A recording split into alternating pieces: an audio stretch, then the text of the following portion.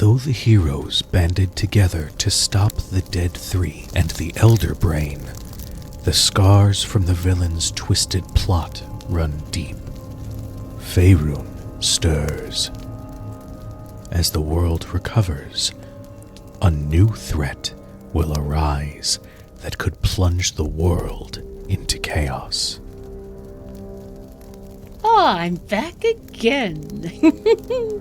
Let us see what mischief I can get up to now. Here's your lesson for the day. One can't truly teach if they are not willing to learn.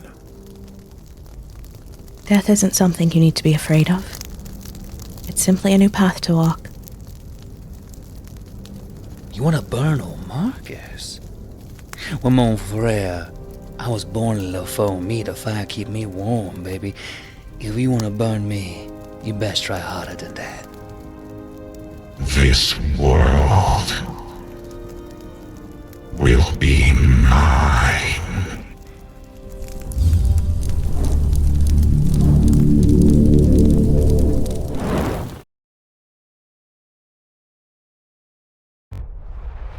Time. It's like the best game. Stop it. I wish that applied to me. I'm gonna be sneezing if I'm sneezing, I'm sneezing. Hello, Internet. Okay. Welcome to Critic.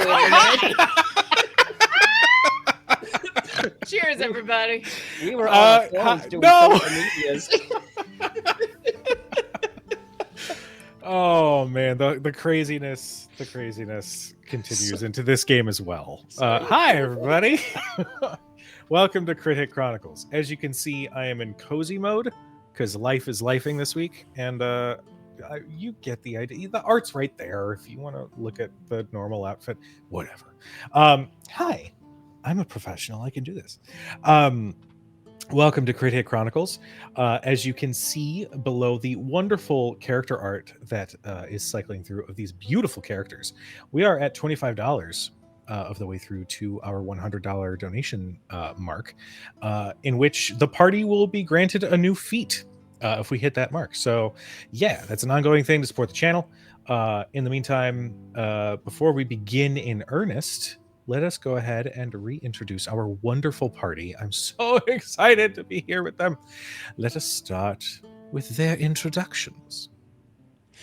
Hi, I'm Lauren Urban. You can find me at lauren-urban.com, but that's not important. What's important is I'm playing Utazash, who's very excited about a third foot, because I haven't had, I'd be a tripod, and that would be very, very cool. Who is a chromatic dragonborn ranger who has her own way of thinking about things. Yep. The third foot took me out. Hi, everybody. My name is Omega Jones.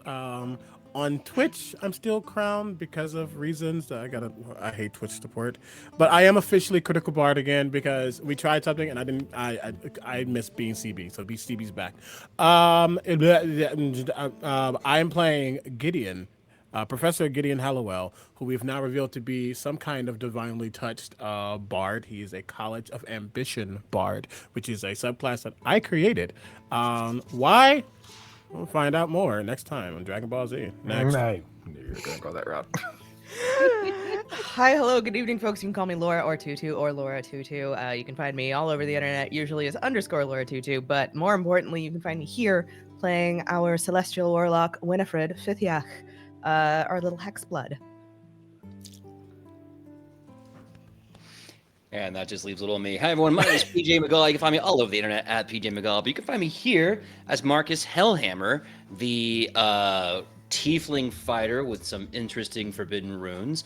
Also using some homebrew stuff, some interesting class feats I made up so that the bunches of punches hurt more in munches. Hold on. What did you just say? I heard the bunches of punches hurt more in munches. Look, just because it rhymed doesn't mean it's good, but you know. Every episode we need to add another word that rhymes with that, just so it just gets longer and longer. You heard it here, chat. I want to see in the chat all of you coming up here, tell me words that rhyme with bunches, punches, and munches. Let's get this going. Let's make it way too long. Just cementing that I need to make a cereal box art for some merch on a t-shirt. And it's just Marcus with a spoon and a cartoony bowl. It's like bunches of punches. You'll eat it. Bunches and munches. Mm-hmm. And that's me. I'm taking it back to Cujo. What's up, everybody? We are starting out chaotic, and I'm here for it. When last we left, our adventurers, they had successfully fought off the cultists who had launched an attack during the Festival of High Harvesttide. After the melee, Gideon, through some very clever spell work, managed to interrogate the sort of head cultist, whatever you want to call them, and unfortunately was presented with a vision, a memory of this cultist's time in the Nine Hells, Avernus specifically, where Gideon stood before a large mountain range that revealed itself to be Tiamat, the multi-headed dragon currently trapped in the plane of Avernus. The cultist had stated that this is their future, that she will return to claim what is hers. The cultist was subsequently stabbed in the face, if I recall, and the party regrouped, came to understand that the reason that the cult was after Shale was because she is a dragon magic sorcerer, specifically a white dragon. There was also a reveal as Illithor, one of Gideon's students, sort of tag along for this adventure, was also dragon magic, specifically the green dragon. Deducing or theorizing that the cult's plan was to harness the souls of those slain with that particular enchantment to release the Dragon Queen. They then decided to depart in hopes of speaking with Lord Banon Whitlock, a noble of the city, to sort of maybe perhaps get a game plan as to what the next steps would be to prevent Tiamat's return. We are now going to return to the streets of Baldur's Gate as our adventurers walk along the street. Somebody give me a history check. Hi. Hi. Not to steal the check, but as our resident intelligence boy. Please, dear God. Please. The rest of us just sat in our hands. The voice of like the deity up above is like, give me a history check. Everyone just looks at Gideon. That is a 15. Okay. With a 15, I'll say you have heard that Banon has become quite close with the Archduke Ulder Ravenguard. And as such, they typically do host meetings to discuss policy, the state of the city, and everything in the Palace of Baldur's Gate itself. The name of which I cannot remember. I'm sure it's called something. We're going to just glide right on past it. So the first thought is that if you were going to seek him out, that would maybe be a good place to start. Okay. Excuse me. Yeah, we'll kind of just, as they're walking, look over at the group. It might be pertinent that we head over to the Ducal Palace, because I remember the name that I totally didn't just look at Forgotten Realms wiki for. That's why you have the really good history check, is you're very good at wiki. But actually, what he was at, he would actually say, we should head over to the High Hall. Most likely they are there. Banon, meaning, and potentially others. If they are discussing what has happened, they would gather in a space where they all can easily access. All right. Is there anything you guys want to do while, like, out on the streets? Is there anywhere you guys want to go? Any quick shopping you need to do? Anything like that before we progress to the High Hall? Nothing in specific, but because it's only been like, I think an hour at most since the attack, I just want to keep an eye out for other places that had an attack happen, because after an hour, it's very possible there's still cleanup happening and might be able to glean something from, Okay. if there are any bodies left around, if there are any people still milling about, if there's people talking. So I'm not going to necessarily like poke and pry, but I'm just kind of head on a swivel looking for other places that got attacked. Okay, go ahead and give me a perception check. Sure. That is a 23. With a 23, as you guys weave through the streets of the city, you can see that some of the other pockets where this festival is being celebrated, there are a number of flaming fists about. They're sort of quickly ferrying people through. With your 23, you can spot, unfortunately, some of the casualties. One has a patch of bronze scales that kind of go up the side of their bald head. Another one, their entire lower jaw is in a deep blue scales, and both of them look similar to the effect that the spell Blight would have upon them. They look shriveled and completely sapped of any moisture, nutrients. They basically look dried out husks of their former selves. But you do notice something else. Their eyes, which are their expressions are frozen in a state of shock. Their eyes are completely clouded over. And one more, slightly more personal question.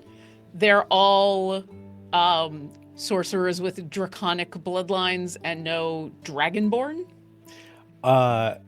As you, at least for that, the ones you see, they are draconic sorcerers. Okay. None of them appear to be full dragonborn. Okay. Really quickly, just to ask, because like some ascendant dragon monks and things like that, potentially dragon warlocks, if they exist in some way, shape, or form. Are we assuming that they're sorcerers in nature because we know that is a way for people to have scales, or does it just seem like, or is that the truth that they seem to be draconic sorcerers? That's a good question. That is an important distinction. You can tell. Let me walk back my words. Then you can tell that there is some sort of draconic affinity attached to them, whether it is specifically sorcerers or warlocks or whatnot. That is, I mean, that would require a little bit more to understand.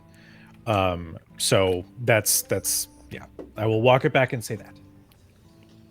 As we're walking, I'll basically describe what I saw, and she'll keep her voice down, but not quite down enough probably for anybody walking by. Like she's attempting to be subtle, and this is as subtle as I can get, really.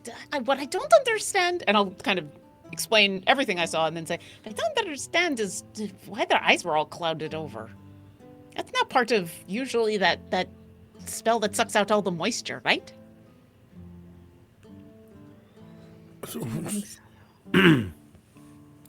I've seen necromantic touches, and I believe we can ascertain that there is similarities.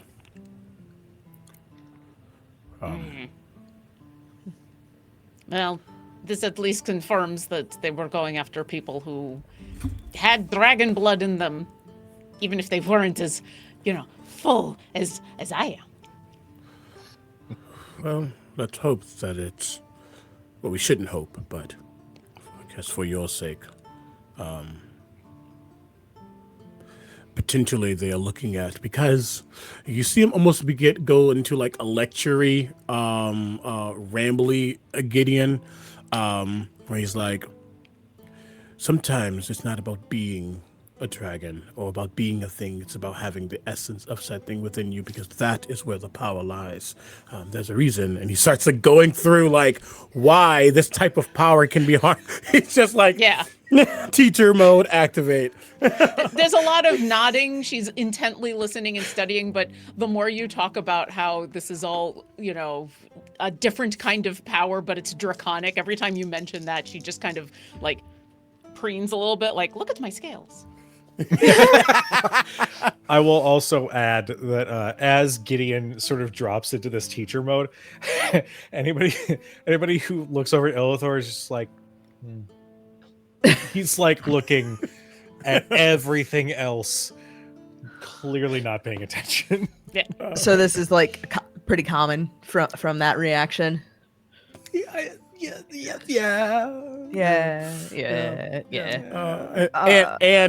His as bardic he's talking, lectures. yeah, exactly. But as he's talking as well, in the middle of his phrase, she would just suddenly say, "And there will be a pop quiz on this, and we'll continue thinking about chromatic hold on to metallic and What? No, what was that? Huh? What is a pop quiz? Sorry. Oh, my apologies. Sometimes everything's a learning opportunity, and you're not my students. Well, this one is, and yes, there will be a, but no, there will not be a quiz for you all. I don't know you that well. Whew, shoot, look, no offense, Gideon, I was worried. I was like, I'm listening, but I ain't hearing. You know what I'm saying? I could not get a single word in my brain. I understand. Sometimes if you hear me going to those, just tune it out. It's more of a habit at this point. Oh no, it ain't you. No, it's dull reasons. Sure. Shale actually pipes up and says, "Oh, I'm sure I could think of a couple of reasons why Marcus wouldn't pay attention."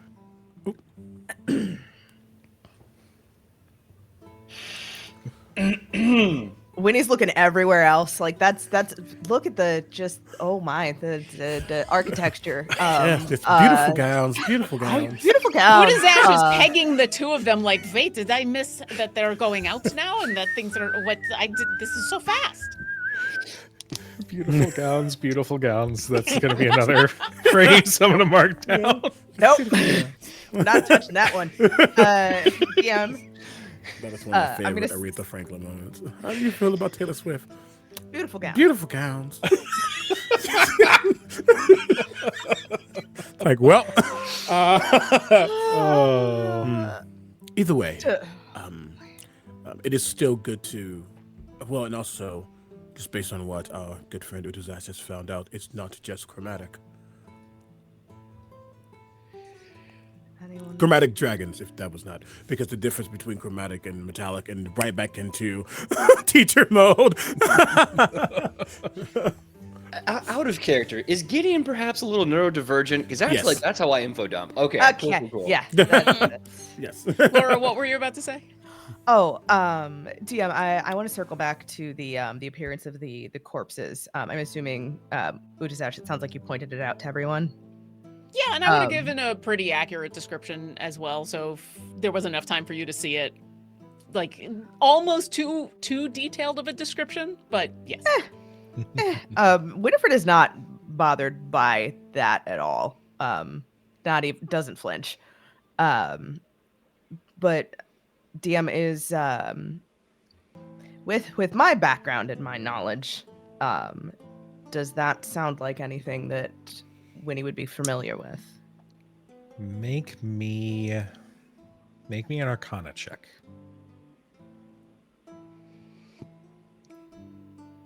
Natural 20. Yes! For a 20. It worked. Then that's the time to roll the nat 20. Yep. Beautiful. Listen. Very insightful. Not super book smart at all. Alright. Winnie understands the effects of the soul lantern. Yes, for those who are just joining us, for Critic Chronicles, anytime a critical is rolled, I mark it down in our beloved Chronicle, just as a way for us to keep notes on some of the high and sometimes not so high points of a campaign, and also so I can shamelessly bring it to cons and get autographs from everybody who plays in those games. Anyway, as you think on this effect, it kind of comes to mind that it's one thing to be left shriveled up from some sort of spell, right? But for their eyes to be completely clouded over like that, it speaks to deeper wounds beyond the physical. And given what you had witnessed with the soul lantern when Shale went unconscious, you piece together that when a target is designated and that target meets death, their soul gets absorbed into the lantern and it leaves them a husk, just a body. So basically, in addition, because you rolled a natural 20, it makes resurrection impossible. At least not without that soul lantern that houses that very specific soul. Oh. Oh? Did you need more details? I could go into more details about like that one arm. No, Utazash, it's, Miss Shale, all I can say is it's a good deal that we were able to bring you back when we did. Why do you say this? From what we've gathered, from what we saw with the lantern and what Utazash has seen with the corpses left behind, had you fallen, your soul would be gone. And there's no coming back from that. As Witty says this, Gideon's just going to like hold up the lantern, because remember he identified it. While talks of being who you are, what's happening, he goes, "Oh yes, you don't want that. Do you? I don't have a requirement for this other than potentially taking it back to the academy to study. Though I'm sure they actually have one themselves. We have some very powerful necromancers there. Winifred, if you would like." I suppose. Why not? I mean, considering, could you have a symbol of the Raven Queen, correct? Yeah. And that's anyone would notice she wears the symbol of the Raven Queen. It's that small porcelain mask with the almost crown of black feathers around it. Yeah. And I have a passive religion of 15. I think I would have put that together. Just I do not see us needing to use it. However, it could be useful if we deal with another of these cultists. And he will hand you the soul lantern. Very well. I'll keep hold of it then. Is there any way to block it, smash it, set it on fire? Like, is there anything we can do to stop that from happening if it starts happening? Is that with my nat 20? Would that be something I would know? So, I'll give you one more piece of information. You know that certain spells and certain arcane inventions require something like a battery in order to function. If this lantern were to be destroyed while it houses a soul in it, it would explode. These can also carry many souls. So, at least in that initial aspect, if there's nothing in it and it's slowly trying to sap somebody, it can be destroyed or rendered inert and the enchantment will stop. But the moment it does house a particular soul, I should say particular, the moment it houses a soul, it then becomes volatile. I will explain this to the party. So as long as we don't put anything in it, we're fine. Honestly, if we want to destroy it, we could. But maybe it's best to just keep it out of reach to anyone who would have ill intentions. Is it going to explode? Or is this the kind of thing in where the soul explodes? Yes. Oh. Okay, because, like, I don't mind getting a little hurt to, like, blow up a lantern to free a soul, but I don't want to blow up a soul. That seems very, very bad.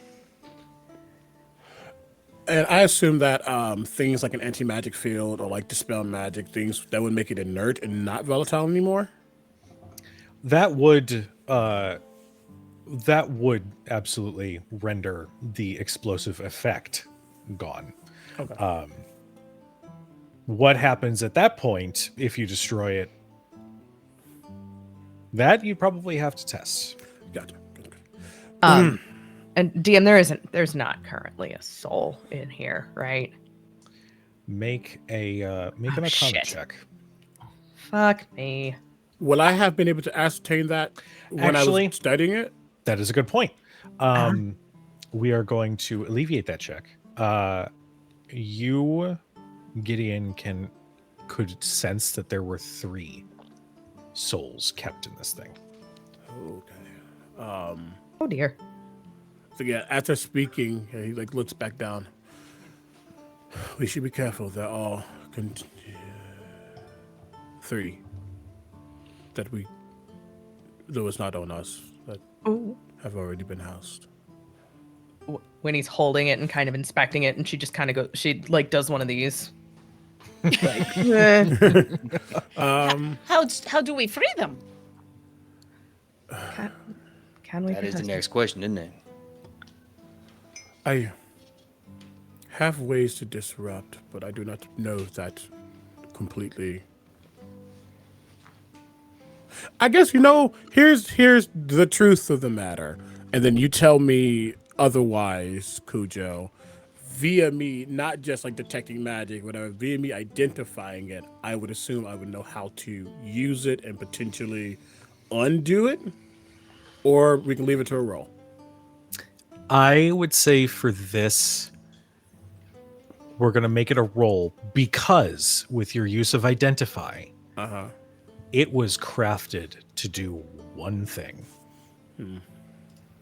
So in its nature, like in its construction, it is only meant to take. Gotcha. And house. There's nothing built into the artifact that includes. Yeah, removal. Yeah. Does okay? This might unless be Lauren. Removal. Sorry, go ahead. Oh no! Go! I'm about to say unless the removal is the explosive aspect, releasing them to Tiamat. Yeah, that was kind of where I was going. Is like, yikes. Yeah, like, but you gotta do something. So we're thinking that if we build this up, Tiamat don't get the souls, but it's a big boom. That's what you're telling me. And the souls go boom, and that's bad for souls. The souls go boom too. Yeah. And nobody want that. Yeah. What role would you like me to do? Go ahead and make me I'm gonna say make me an Arcana check. Okay. I'm also rolling something too. Am I allowed to guidance myself? I would say, given this conversation's been going for a while, sure, I'll allow it. Right. So it's completely above board because this is an important role. I'm going to roll this in D&D Beyond, and I'm going to hate myself for it. Yay! No. Yep, I'm going to hate hate myself for it. It's gotcha. Okay. We're going to start here. I don't hate myself for it. Great. Plus a D4. I don't hate myself at all. 28. We'd love to see it. So it would take some extensive work. You would essentially have to look at the arcane runes that make up this enchantment and reverse them. So it can be done. It would just take a lengthy amount of time if you were working by yourself to do so. Fair. If you had an adequate laboratory, if you had artificers and other wizards and whatnot, then that time could be drastically lowered. Yeah. But yeah, by yourself, it would take a long time to do. That's absolutely fair. And I think he's not attempting to do anything this very second. Like, it just, this is pretty. The infinity dice.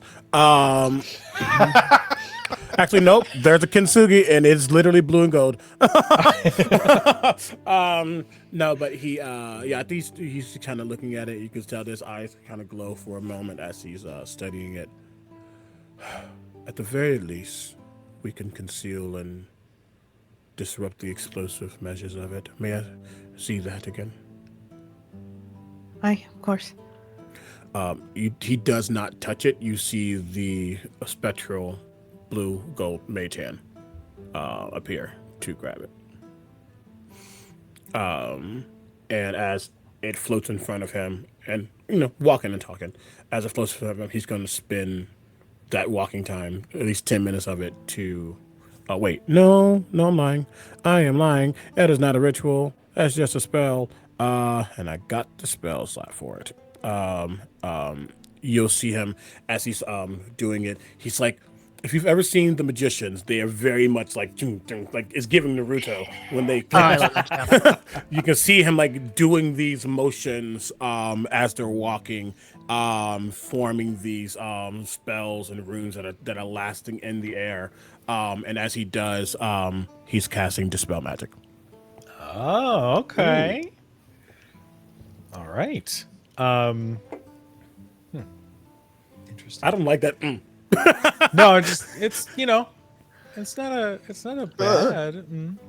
It's a curious. Mm-hmm. As you cast Dispel Magic, the lantern itself, the souls sort of appear as white, almost translucent orbs that glow and just constantly move, almost like a really weird lava lamp. They sort of join and then separate, and then join and separate, and just consistently move while in this wrought iron casing. And as you are examining it, there is a little flicker, almost like a small spark you see from time to time of just pure arcane energy just housed in this thing. Mm-hmm. And that lends to, the explosive aspect of this thing. As you cast Dispel Magic, the spark fades, and instead of them constantly roiling and moving, almost like they're heated, they settle in the center of the lantern, and just they sort of stop moving, not as active from that enchantment that was on it previously. They are still housed, but it's not. Basically, you've taken away the ability for this to be used as a battery, and therefore they're just housed in this lantern now. Okay. And as they begin to slow down, finishing up the effect, and I think as he's doing these things, you see these runes again that are glowing, and they begin to latch onto this lantern, almost forming like a cage in a way of these glowing moments. And as all the runes settle down, finish his movements, flick his hands. I believe that should do it for now. At least keep them from going kaboom. Oh, but they're still stuck. Yes. Again, I have my specialties, and necromancy is not one of them. Does that mean we gotta find someone whose specialty is necromancy? There's gotta be somebody here to know this. Well, when we go to the higher hall, I'm sure someone could have more information there. Perhaps a cleric. Exactly. We don't know who's gathered. I guess that's what I'm saying. Or now that you've dispelled the booming part of the magic, can we just break it?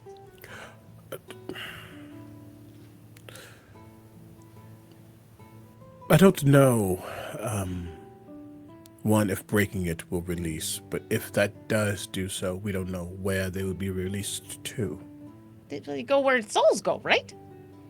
But then they'll be free, and that's the important part. Like, where they go is up to them and what kind of person they were, and if they prayed to a god, and if they come from a different plane, and if they made a deal, and if all kinds of stuff that I don't care. But they should be free to go do the thing. I do not believe you're wrong.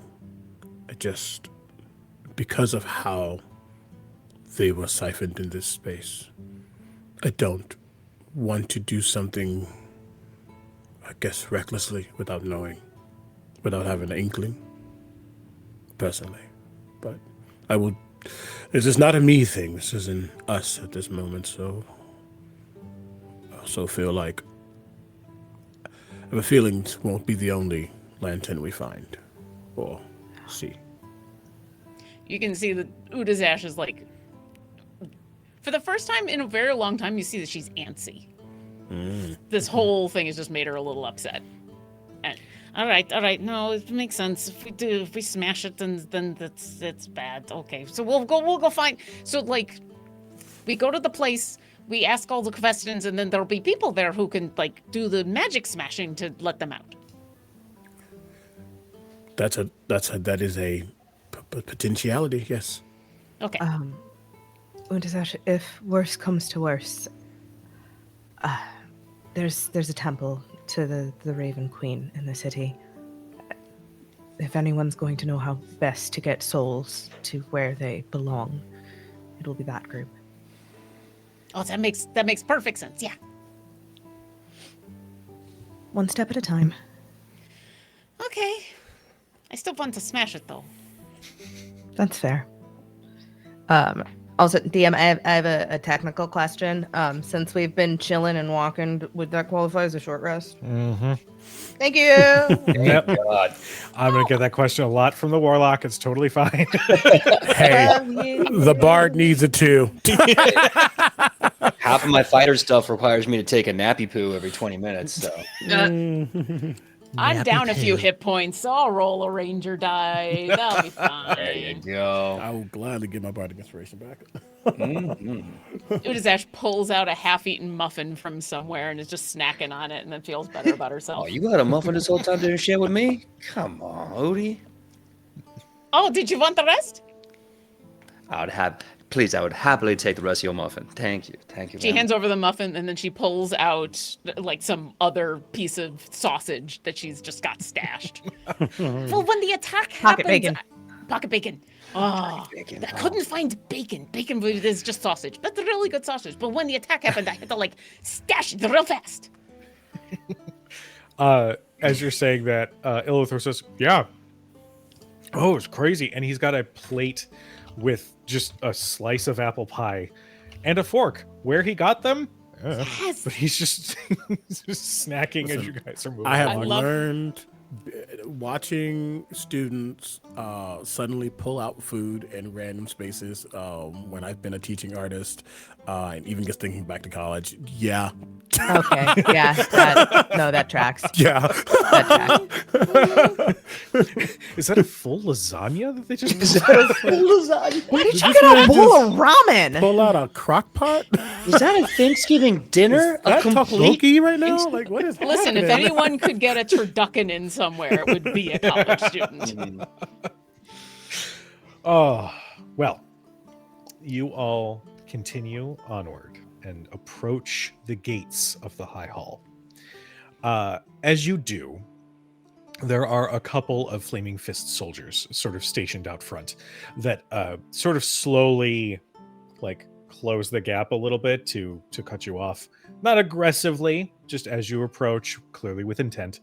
One of them, a dwarf with a sort of curled beard and a nice curled mustache that peeks under his helmet, sort of speaks up. What business do you have with the Archduke? We are currently on alert at this time. We are seeking audience with Banon Whitlock. We have information about the attack. Banon is currently in with Archduke Ravenguard as well as Lady Merinda. Unfortunately, they are quite indisposed and will not be receiving anybody at this time. I'm going to insist. I do not believe people have the fullest understanding, and based on what we just witnessed, what I just witnessed, to be quite blunt. And if I need to use my credentials as a professor of Blackstaff Academy, I will. Make a persuasion check with advantage. He's not, yeah. Listen, Gideon, don't pull the "Don't you know who I am" card. Yes. Let's do this. Do it. Blackstaff is a notorious space. Yeah. That is a 25. Okay. The moment you said credentials from Blackstaff Academy, there was the slightest of in his body language, and he just, all right. And he steps aside and gestures, and he does direct a couple other soldiers, just be on guard, just escort them to see the Archduke. His hands behind the back, but thank you for your service.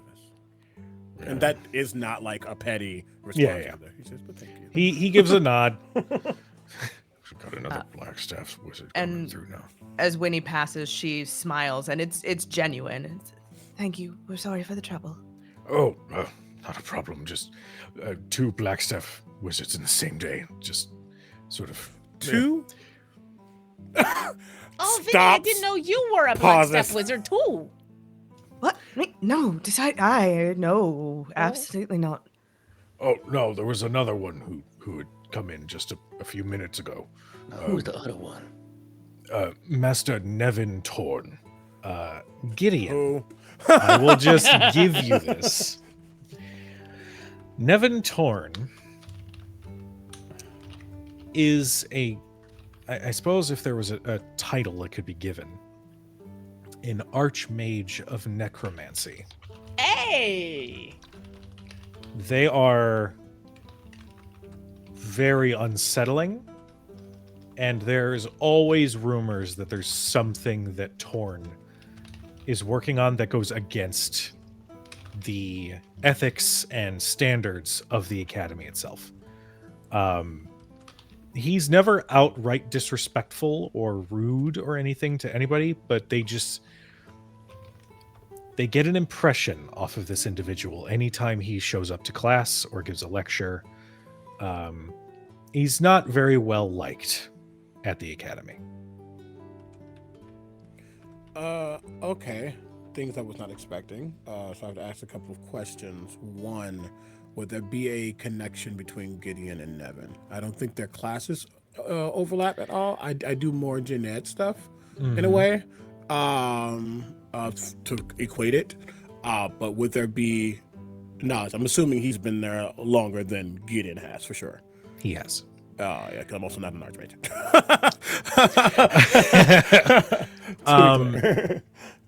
You maybe have interacted a handful of times, and he's sort of what I was saying before. He's never outright disrespectful. There's just an air about him that is a little unsettling. You have heard some murmurs from some of your classmates that take some of his classes that they actually need time away to sort of grasp whatever it is that they see that he teaches in his studies. Okay, and then the second question, because it's the main reason why he would turn and go, excuse me, what? Candlekeep is very, very close to Baldur's Gate in comparison to the Blackstaff. If he's here, do I gather that he was sent here because of what has happened? Is this happenstance? Typically, people aren't making moves like this, especially around. This is a very particular time for a Blackstaff Archmage to show up. So, do I gather that he might have been sent, or is he just showing up? Because I guess I'm saying I feel like if it was knowledge required, they would have turned to Candlekeep. But we have an Archmage of Necromancy from Blackstaff. So it's I will give you this. You know anytime one of the higher ups at Blackstaff is summoned away from the academy, it's a big deal. And prior to you leaving to come to this festival, you did not hear of any scheduled, I don't want to say vacations, but, scheduled departures of any of these upper mages from leaving the academy.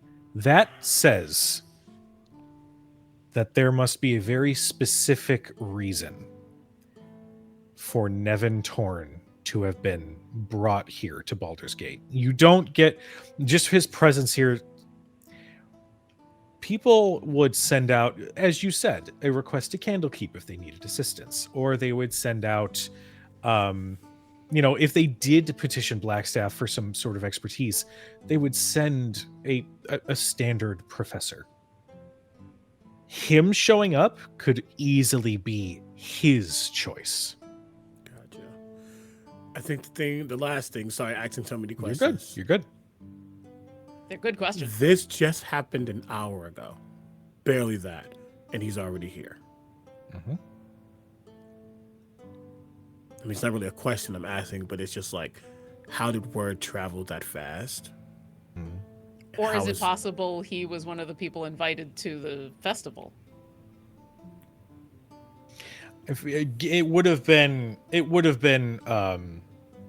announced, if the higher ups at Blackstaff would be invited, it would be almost advertised like Blackstaff is in full support of the High Harvest festivals. As such, here's some higher ups, whatever. Here's our unsettling necromancer. Right? Yeah. He's just going to just here's the creepiest bitch in Blackstaff. That part. Maybe they're saying something else about the High Harvest Festival. Should we give him a sash like the CBB like creepiest bitch in Blackstaff Academy? Oh my god. He's just gonna. How we support the festival. Here's our creepy ass professor. Yep. Oh He's shit. the creepiest archmage we have on staff. He's just gonna sit on that for a moment, and he'll ask questions when he needs to. But anyone who's looking at him could tell that he is pondering and confused. But okay, we should make haste. All right. You all are led inside and into the high hall itself, where you see a few individuals. All are perturbed and unsettled by what has happened. None more so than the one who sits on the throne at the end of the hall, Archduke Ulder Ravenguard. His features, he looks a little weathered. His expression is stern. He looks down at the stone ground and holds his gauntleted fist up to his face as he ponders, while three individuals flank him. One, Lord Banon Whitlock, who you have all encountered in your defense of Baldur's Gate 1 year prior. He sort of paces back and forth as there's an argument with another individual, Merinda, Lady Merinda, an elven noble. She has long auburn hair that comes to a half braid. Her ears are more pronounced out, and there are several earrings that sort of line the underside of the ear. She's got a beautiful deep green dress on. I realize I just gave her the color palette of Fiona from Shrek, but I don't care. She is her expression is fierce as these words are echoing out from the both of them. And the third individual is the professor, the Archmage that Gideon would recognize. There is a human male with black, blue, and gold robes that are very ornate. His frame is lithe, maybe a little wiry, and he stands regally, and he's facing away from you. But you can see he holds a staff of pure obsidian that the end has several gems that just sort of rotate around of their own their own system of gravity.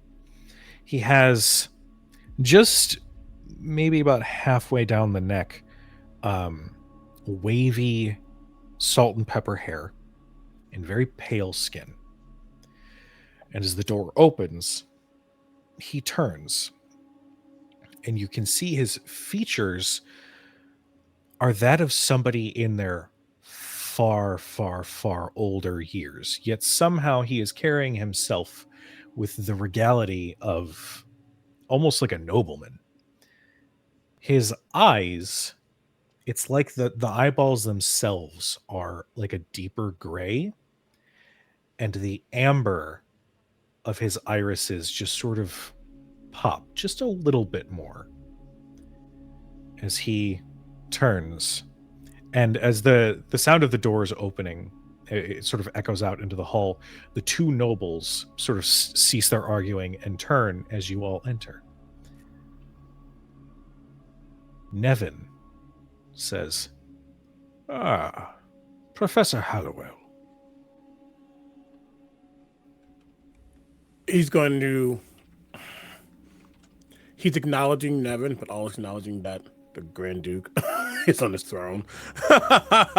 So he's going to give a very low nod, his body moving down as well. Your what do we call, not your highness, your lordship, what do we call the Grand Duke? Your Grace, thank you. I was struggling. Apologies for the intrusion, Your Grace, and everyone, Professor. Who are Archmage. these people? And Banon steps up. Oh, these are the individuals I spoke of 1 year ago. They are the heroes who had lended their services to the survival of the Baldur's Gate from the ground, my own life included. I vouch for these heroes personally. The lady, Merinda, sort of glares in your direction.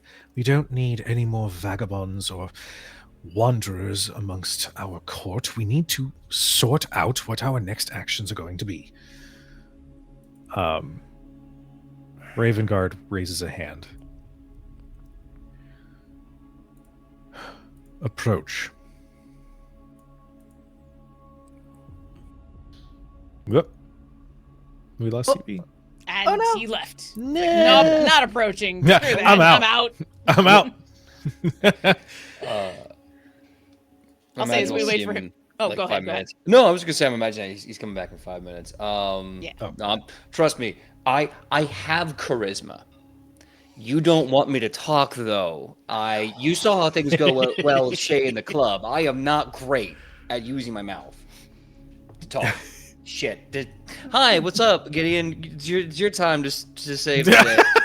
Yep. We're so We've glad got, you're yeah, here. here's the thing. Gideon, I feel like Gideon is more set up to speak in these sort of situations because Winnie has charisma. That doesn't mean she's smooth. It's more charisma in that she has very large dark eyes and many unsettling things to say.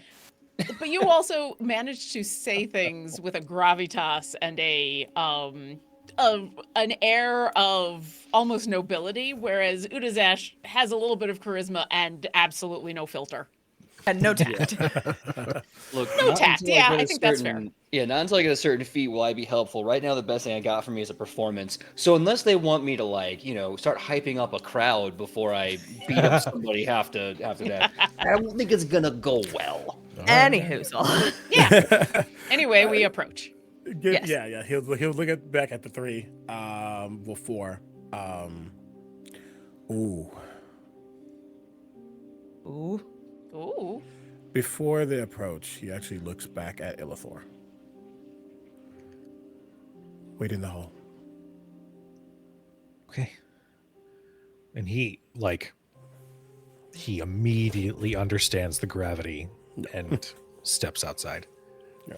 Lazuli sort of whispers in Utazash's ear, I'm going to go make sure he doesn't get into trouble.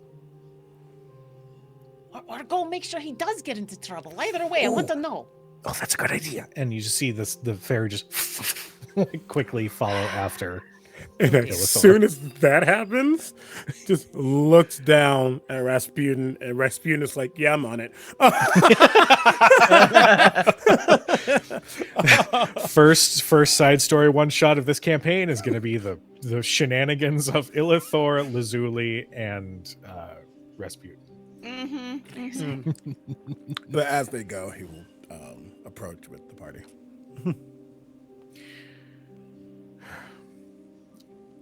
What can you offer these proceedings, as yet again it seems this realm is under attack? Your Grace, and esteemed members of this council, just so we are abundantly clear, we were not expecting to be a part of this, but we figured we would give information that we have now discovered. We learned that this is not a happenstantial attack. This was coordinated with one purpose. Well, for being technical, two purposes. He'll hold up the mage hand. The mage hand will float up and hold up the lantern. Has anyone else seen one of these? Recently, not in your lifetimes. Nevin's eyes perk up a little bit. The three nobles, they sort of shake their heads and shrug. But Nevin approaches that mage hand just a little closer and just leans in. Fascinating. This one apparently houses 3 souls.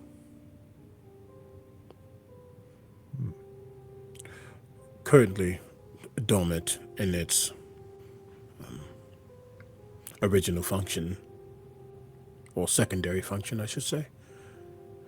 But the reason there are 3 souls within this is because these cultists, these individuals, were seeking to harness the souls of those touched by draconic energies. Banon speaks up and says, that would make sense, as those whose lives were lost all exhibited those qualities.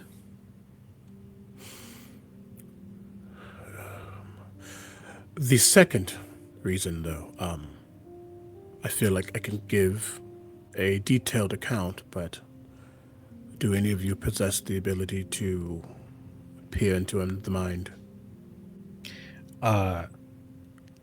Nevin obviously sort of raises his hand. Duke Ravenguard says, Yet another flaw, it seems, I possess in my position. Nevin says, I can volunteer to relay the truth of what it is that Gideon offers.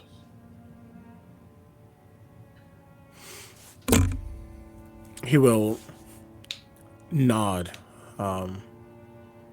and he will look at Nevin. What I have witnessed from the mind of what we assume to be a leader, at least in this group, is that they are seeking to release the Queen of Dragons herself. Ravenguard, who had, and yes, I know I'm playing into the bit, who had just raised a chalice to sip his wine, like mists.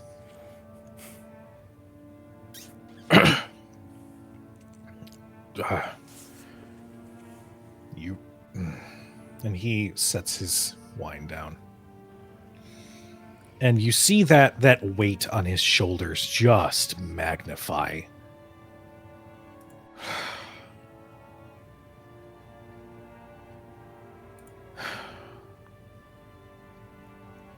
We're never allowed any peace, are we?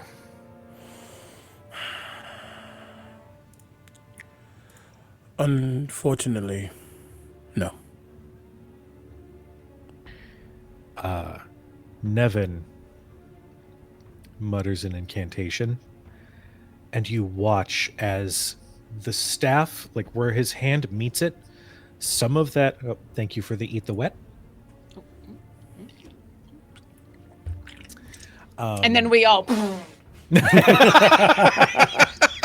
in solidarity with the poor Not guy. eating it, you spit it out. You know, That's true. No, I caught myself this time. No, it's this time. no. Yeah, You no. said those words. Yep, It's you fine. did. There was a worse one on the horizon. I stopped before that. The darkness of the material of his staff almost moves onto his hand, and sort of you just see this shadow course up his arm and slowly materialize and then disappear into his temples as his eyes peer into Gideon's. He is going to try to verify what it is that you're saying. He's going to try to look into your memory. Do you resist? No, but I also had a thought. Okay. Because it's not to sow discontent or despair or anything like that, but he still has his own questions for why Nevin's suddenly here. Also considering some of the things that's been happening. And as he begins, he's going to look at the Grand Duke, who seems like they're going through it. So to give them a little bit of, not reprieve, but just a way to not have to rely. What I would love to do is using my own memory that I have via taking it from the other. You see me move my hands together and begin to mutter in probably Celestial. And as I pull my hands apart within that square that I'm forming, I'm casting Major Image to show them the memory. Oh, that's awesome. Okay. And Major Image had sound and imagery. yeah. Would you like to smell Avernus? Here we go. Yeah. Oh. Nevin observes your mind as you display this memory for everyone. And you watch as the faces and expressions of the three nobles in the room visibly drop. They feel their hearts drop at the last image of the Dragon Queen before that memory ends.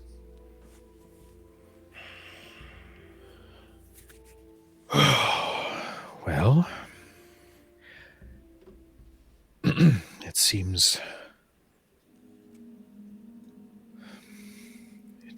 that this coordinated attack has far graver implications than I think any of us realized, says Merinda. Nevin sits a little bit longer in Gideon's mind before you can see his eyes dim a little as he lets the spell end. I can verify the validity of this memory. It is true.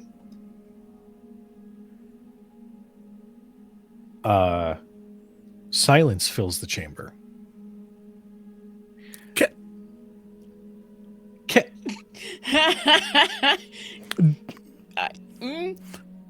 He lingered too long. Did he attempt to view other things?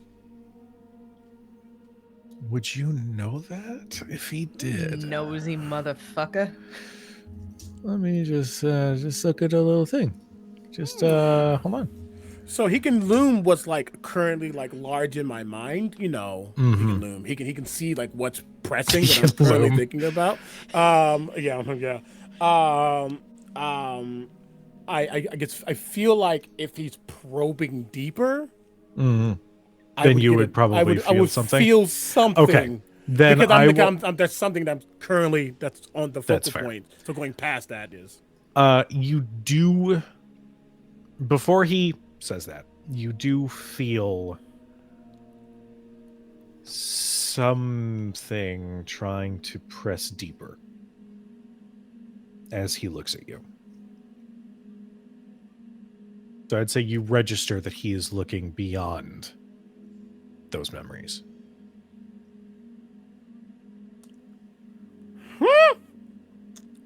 If I feel that mental prod of him attempting to go past, as it would be while he was focusing,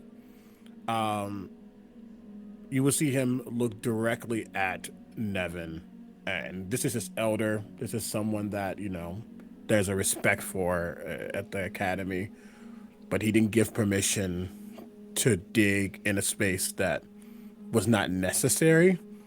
And you all see Gideon's eyes flash gold immediately. Not blue gold, just gold. As he's staring at. You're going into a space that, yeah. It's a,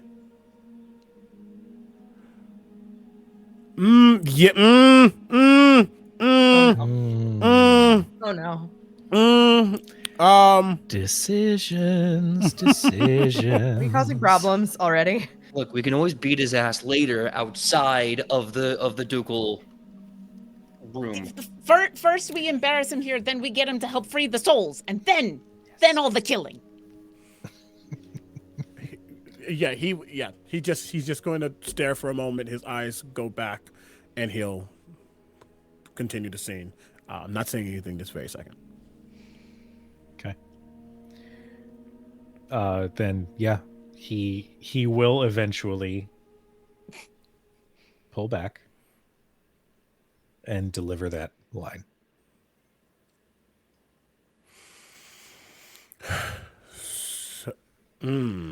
You all, shaken is the wrong word, but he is off. There's something that is off about him now. He's been very on. He's little tossed, but so yes, that is what we have discovered. Gideon. This is above table, sort of. If you are able to describe it, / if you want to, would a passive insight of 20 pick up more details on like actual emotional state? They would ascertain. Gideon has been so far very cool, calm, collected. That's just his energy. Again, he's not necessarily shaken, but you can tell that something just pissed him off. Okay, so like narrow it down to like anger. Anger, audacity, and indignation. Like he is just like Affronted. Yeah. Yeah, not even because someone could, it's because they did without even asking. Just like, okay. But he will let that for now go. Yeah. I do want to. Is Winifred going to say anything in this moment? Because when the long silence happens, Utazash is going to awkwardly break it. But I don't want to usurp you if you wanted to do something in that moment. Winnie has enough tact not to call anyone out directly in an intense situation like this. However, she will look to Ravenguard, who I'm assuming looks just fucking haggard right now. Mm-hmm. Your Grace.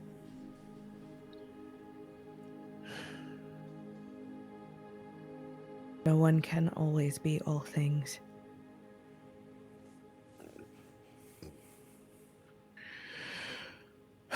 It's very kind of you to say. It's also the truth. Well.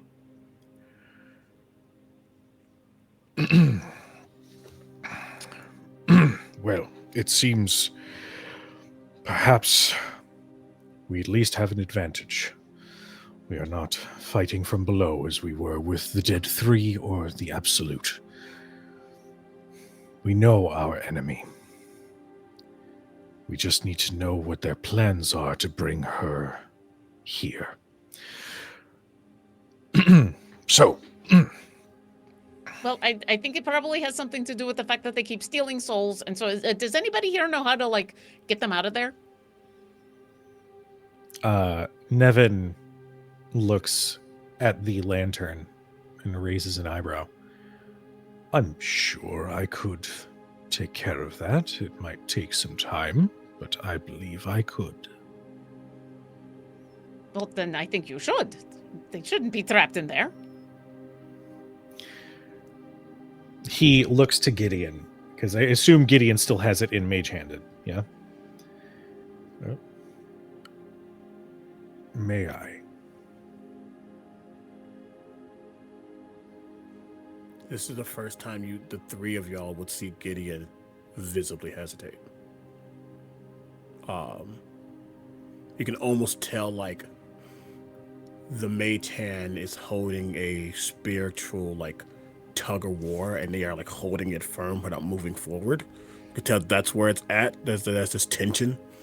But I think my passive insight is enough that I'd pick that up, and so I'm going to go, well, if you think it's going to take some time, Vinny thinks that we can go down to the where the Raven Queen is, and that she can help. So maybe that'll be faster, because, I mean, we should really get them out in there really soon. If you think it's going to take a while, we should go see the Raven Queen first.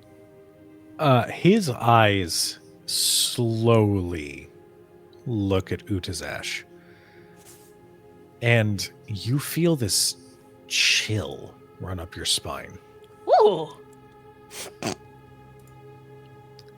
Well, I defer to your judgment. If you believe the divine could free them more easily, then perhaps that is the best course of action. And his hand slowly lowers. I don't know about the best, but if it's the quickest. And Utazash literally is kind of unbothered, if anything, like a little curious. I love it so much. I love it so much. Like, it's so good. She totally feels that unsettling, but she's like fascinated by it instead of being worried about it. So, I'm gonna give Winnie an extra little thing here. You haven't activated your sight, but there is this very light, almost passive sense that you get sometimes when you look upon someone.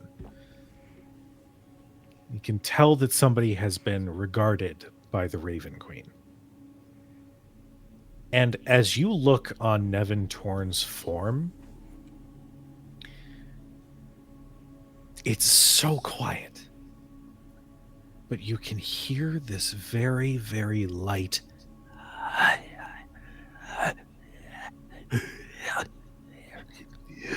just these ethereal voices just sort of around him.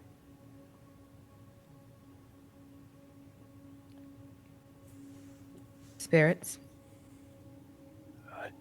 Yes. Winnie doesn't say anything, but I think as she hears it, her attention goes to Nevin. And she just watches him for a moment. As if it's just her attention has been pulled towards the whisper. She can hear the restlessness of the spirits, and with her background and what she has been tasked with, it is hard to ignore. Well, it seems that my suspicions of strange activity in the east could possibly be connected. It seems my arrival here was quite auspicious. I have to admit, Archmage, you arriving is unexpected. Why are you here? I have been keeping an eye from my tower and have noticed some strange occurrences. In my scrying pool, I have come upon other such events, such as the one that happened this very evening. I have been keenly aware of those going missing in other such cities. Ones matching the descriptions of those whose lives were lost here in Baldur's Gate.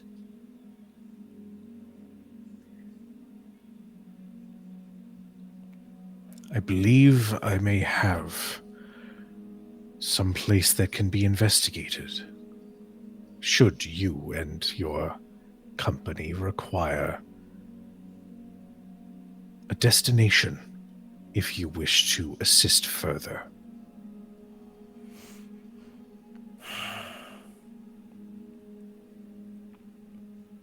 I mean, they attacked me, so I want to attack them back. So if you think it's a whole bunch of, like, dragon cultists, then I'm there.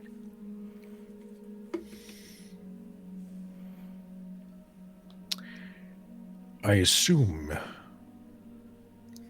that it is common knowledge the return of El Terrell to the material plane.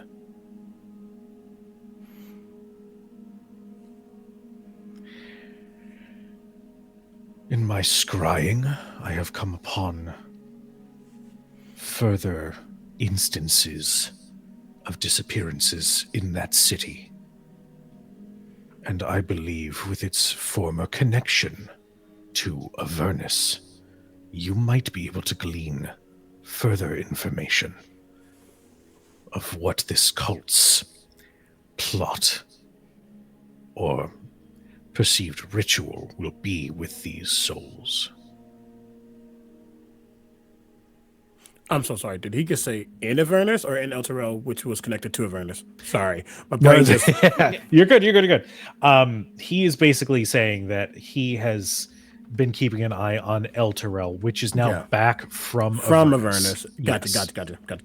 Yep. But it's still technically, like, something like that will leave a mark on a city. Yes. Oh, yeah, for sure. It's definitely touched. Yeah, it's close. It's hell touched. Hell touched, yep. Like our friend over here.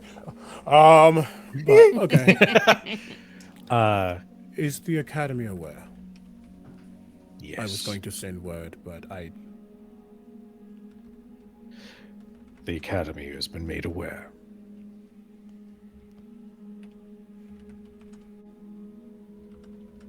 Very well.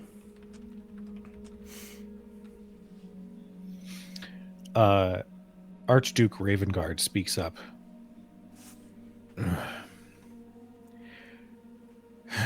Well,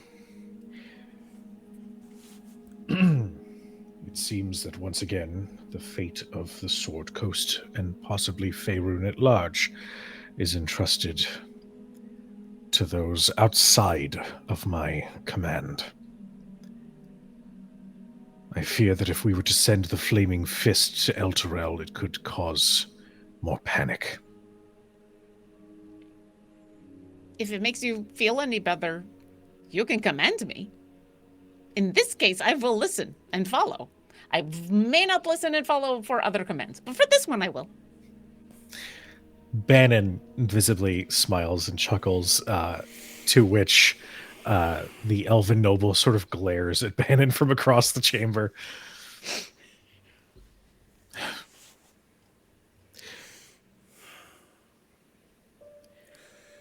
If we had to... Oh.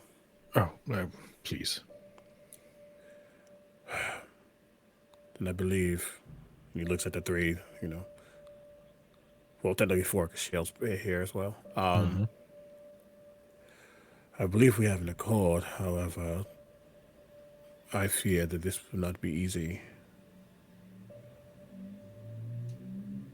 Few things are.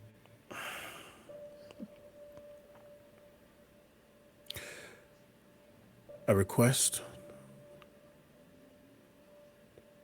If there's anything within the arsenal of the High Hall that can assist us. To be quite blunt, we were not what the average individual called an adventuring party until now. We met because of coincidence a year ago.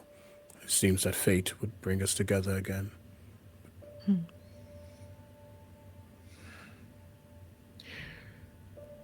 I can assemble enough equipment and an inventory of supplies for you to use. It will take a little time. In the meantime,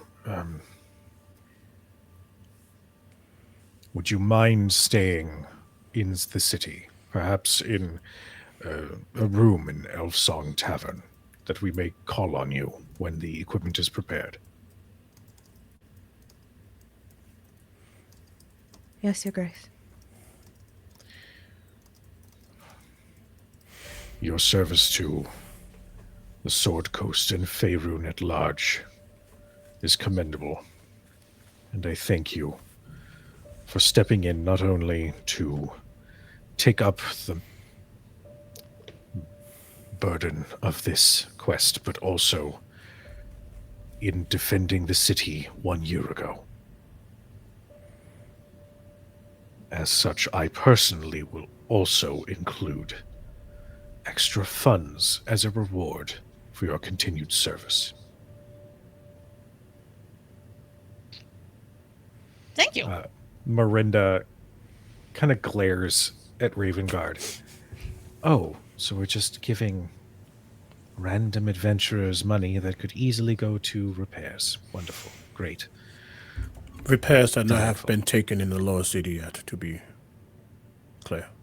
Also, I don't think we need so much money that we would stop repairs. I mean, just a little bit, like a horse, and give us a little bit of time and some rations. I don't need that much. Ravenguard nods.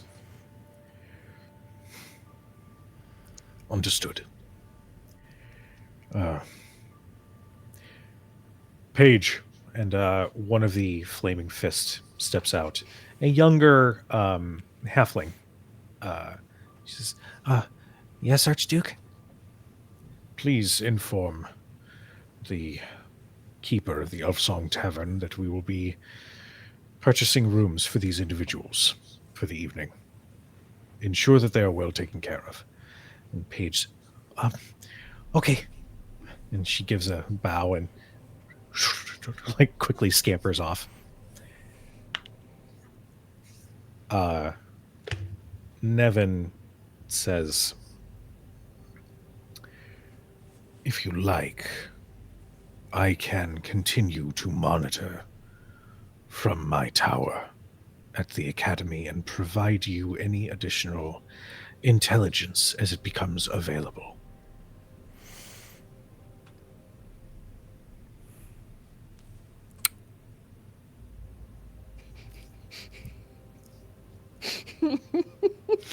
I lean in.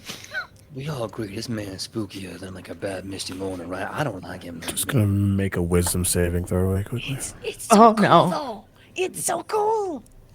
Did your spine do the tingle thing and get all cold when he looked at you? I kind of want him Oh, to do no. it again. Do It it, was, a nat- Gideon. it was a natural 20. I did it in D&D Beyond. He looks at Nevin and just says, that would be appreciated. Forgive me. If that will be all, I have to attend to a student. Some of us are still teaching. Oh. Does he have fire resistance for that burn? 'Cause I felt- Don't try to take that phrase back. You got burned the worst so far this campaign. That's shade. I'm a though. tiefling. I have fire resistance. I can handle it. Oh, the shade. Oh, the Yeah. shade. You just sit in your tower, sure. Also, I don't know if you saw the mini chat go Joe. The way. Oh, wait, where? Oh, hold. Yep. Wait. The Wait. what? The what? Just Oh, the chat. absolutely. Yeah. No, I'm already way ahead. I'm like, Resists snapping Resists the snark to an extent. at Nevin. Cool. Ravenguard gives a nod and sort of gestures to the door at the end of the hall, at the end of the chamber. Yes, please go find rest, and we will call upon you when we have assembled your supplies. Is there anything else you guys would like to do, or ask, or anything before you leave? Winnie will stay behind briefly. Briefly. Okay. And just simply, Go ahead. look to Nevin and ask, do you hear them too?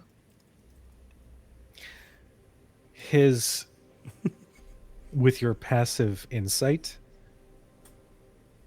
there is the smallest of smirks as he looks right at you.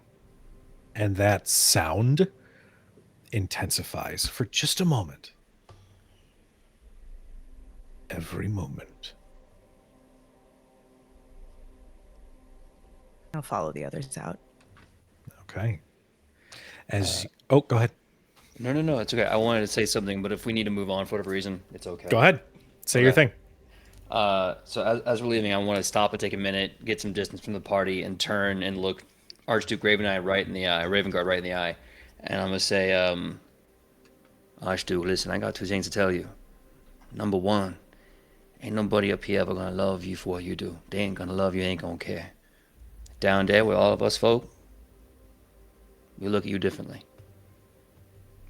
You can't keep beating yourself up here for everyone up here say they don't care. They're never gonna give you anything. Number two, and this is kind of like a slow glance around the entire room. Hellhounds never get tired.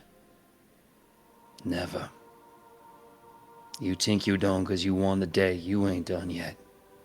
They will track you, they're gonna find you, and they will burn down Baldur's Gate. Tiamat especially. Don't rest on your laurels now. Fix what you can, but prepare to fix it a second and a third time. I shall know what it is, me, I've been there.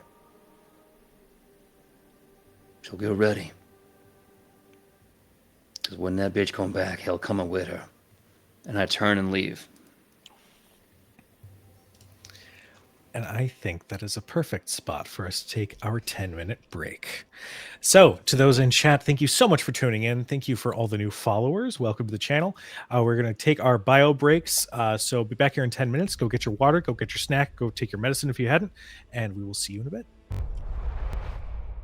Hello, Internet, and welcome back to Shadows over Baldur's Gate. Our party has just stepped out of the High Hall and is now I assume standing outside, but what are you guys up to? What's happening now? So Gideon and Utazash would have walked out, and Marcus and Winifred had kind of hung back for their own reasons. As soon as we kind of get out of earshot, I'm going to turn to Gideon and be like, okay, so I got to apologize. I didn't mean for that to be like rude. I didn't know that you really, really wanted to like take care of the soul lantern. I totally think that you can, or that Winnie can, or someone, but like I saw when I asked the guy about him doing the thing, and then you looked all upset, and I really do apologize. You're gonna see him just like as he walks out.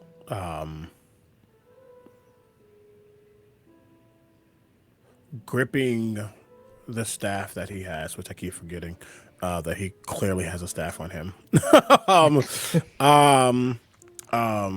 But gripping the staff, I think pretty much if he's not carrying it or the mage hand isn't, it's like on his back.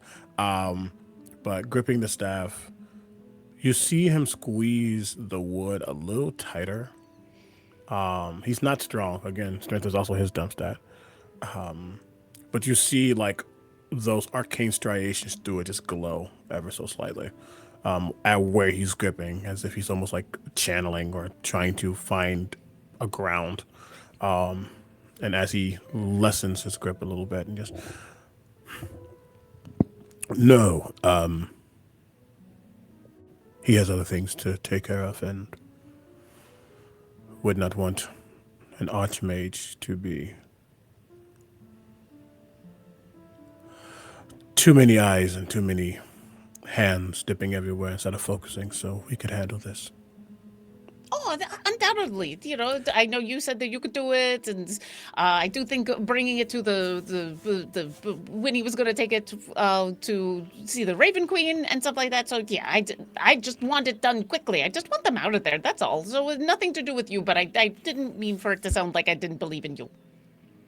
Oh, no, you are, and he'll turn. You are absolutely fine. Apologies for if it seemed like I had a reaction to your inquiry. Are you okay? Yes, I am quite well. Not that I have Winnie levels of insight, but how with my 15, how true is that? Or would you like me to roll or nothing? I'm okay. I think we're gonna honor the passive, because my passive deception is also 15. But I also think in this moment yours is going to overtake you. You mean it? No, it's not that he's not okay. He's not like distraught, but there's definitely something on his mind. But he doesn't want to talk about it right now, probably. I don't. Or I can pry. Roll. Okay. Insight? Yep. That is a natural 1. Oh, What's no! the wrong... Yeah. No! For a 6. Failed the vibe check. To the Chronicle. Yeah, so you know that he doesn't want to tell. He is affected by something, but you can't place where the onus of that lies. Yeah. Or if you want to have friendly person pry in this moment, or friendly person wait. So I think Utazash falls back to, okay, well, if you say you're fine, that's okay. But if you want to talk about it, that's fine. Noted. We should wait. What for is the taking the others. others so long?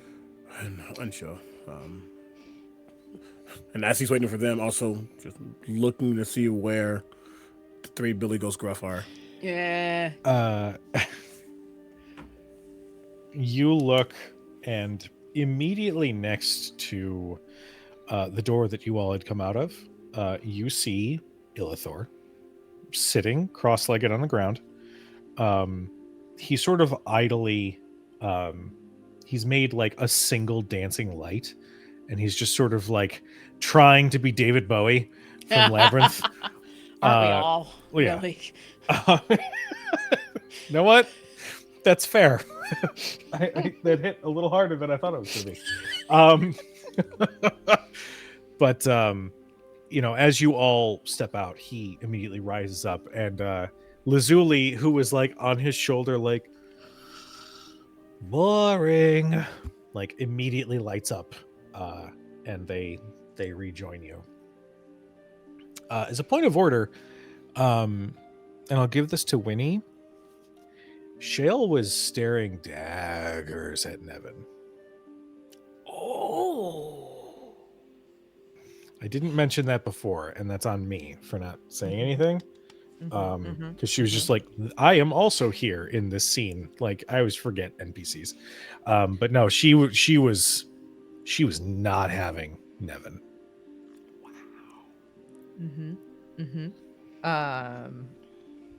If she has lingered with myself and Marcus, as long as we're out of earshot of the council. Mhm. You don't trust him, do you? I don't really trust many. But him?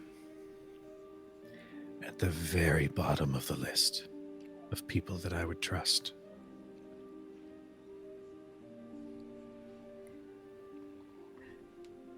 Yes. There's something there. I don't think it's good. Yes, I felt it too. Pretty much immediately upon seeing him. I don't do well with people who use their station and flaunt it so brazenly. It's a surefire way to light a fire that they didn't want to light in me, if I'm being honest.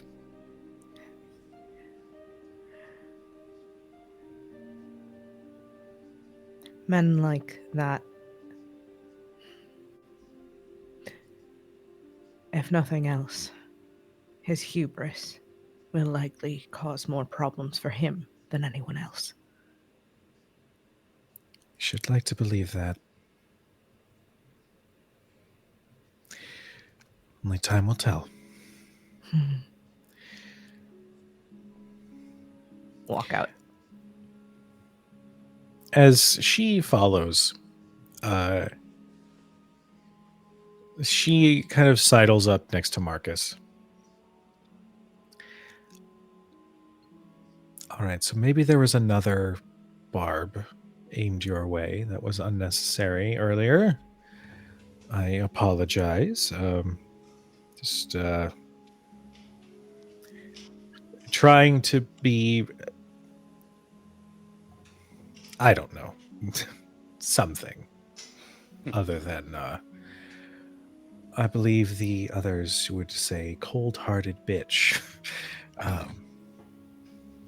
I've heard that one more than once, so I will attempt to refrain from any further bullying if it offends you. Hey, mon ami, you don't have to worry about that, you. Listen, we all got to put armor on, armor do different things, yeah? For me, my armor is my smile. For you, it's, well, I think you said it best, cold-hearted bitch, but you do what you do, to protect yourself. I get it. You don't got to apologize. Pretty sure that was the nicest way anybody's ever affirmed the cold-hearted bitchiness. I mean, I could hit you with a line, or we could just take that as a compliment and shake hands on that. She openly smiles and giggles. You know, I hear Elfsong does serve the finest wine. You know, I don't like to be forced to sit down. But if I want to be sitting down, at least I'll be sitting pretty next to you. So if you want to get the wine, please lead the way.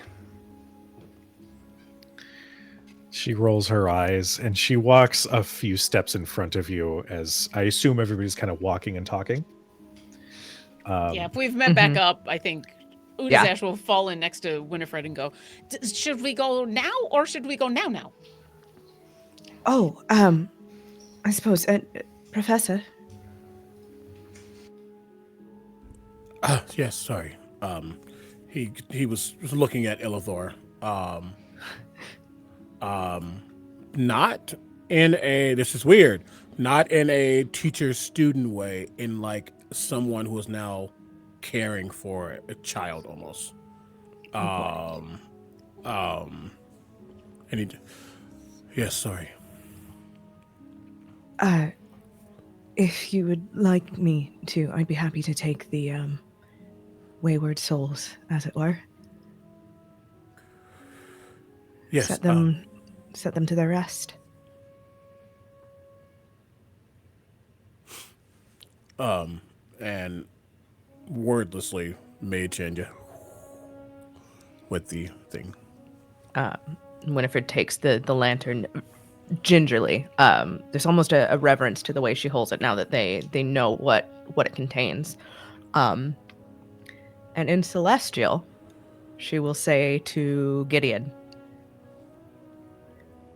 "Can we trust any information that he gives us?" No. It's immediate.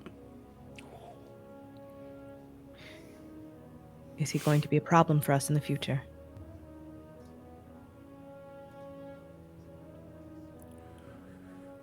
I did not think so until now. Actually, he doesn't respond outwardly. And it's not to like, oh, it's almost like sowing the dissension in the party. It's not that. But he casts message. So it's very, very, very, very low. Because technically, message you still speak. Mm-hmm. But he says, I don't know what to alarm yet, but he peered into my mind deeper than he needed to, and I do not know what he has seen. That tells me that he has ulterior motives.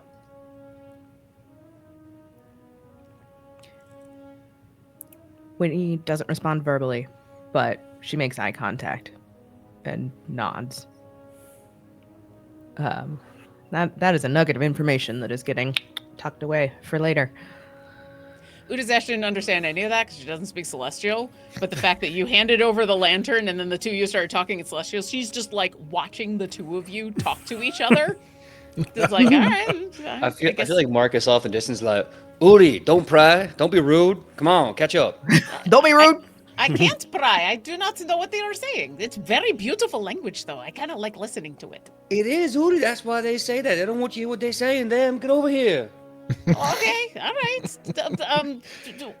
Sure. And I'll come trotting up next to Marcus. Uri, I love you. Crazier than a cat. What are you doing? Come over here.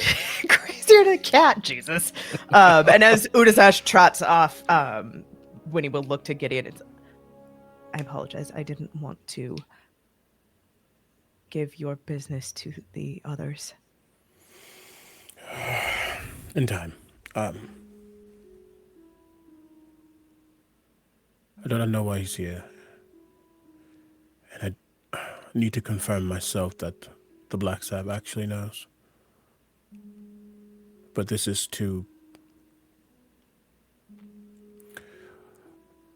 Surprisingly, when things are in alignment, it's not always good. Oh, decidedly not.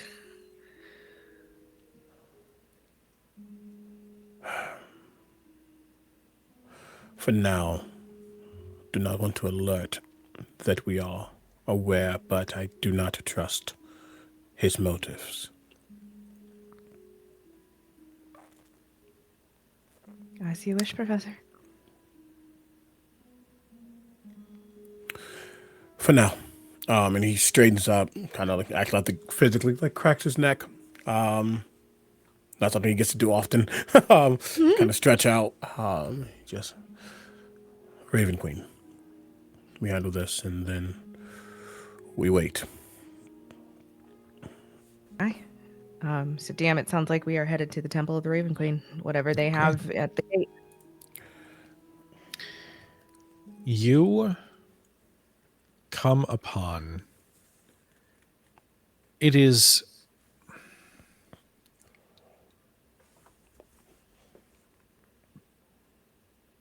bare.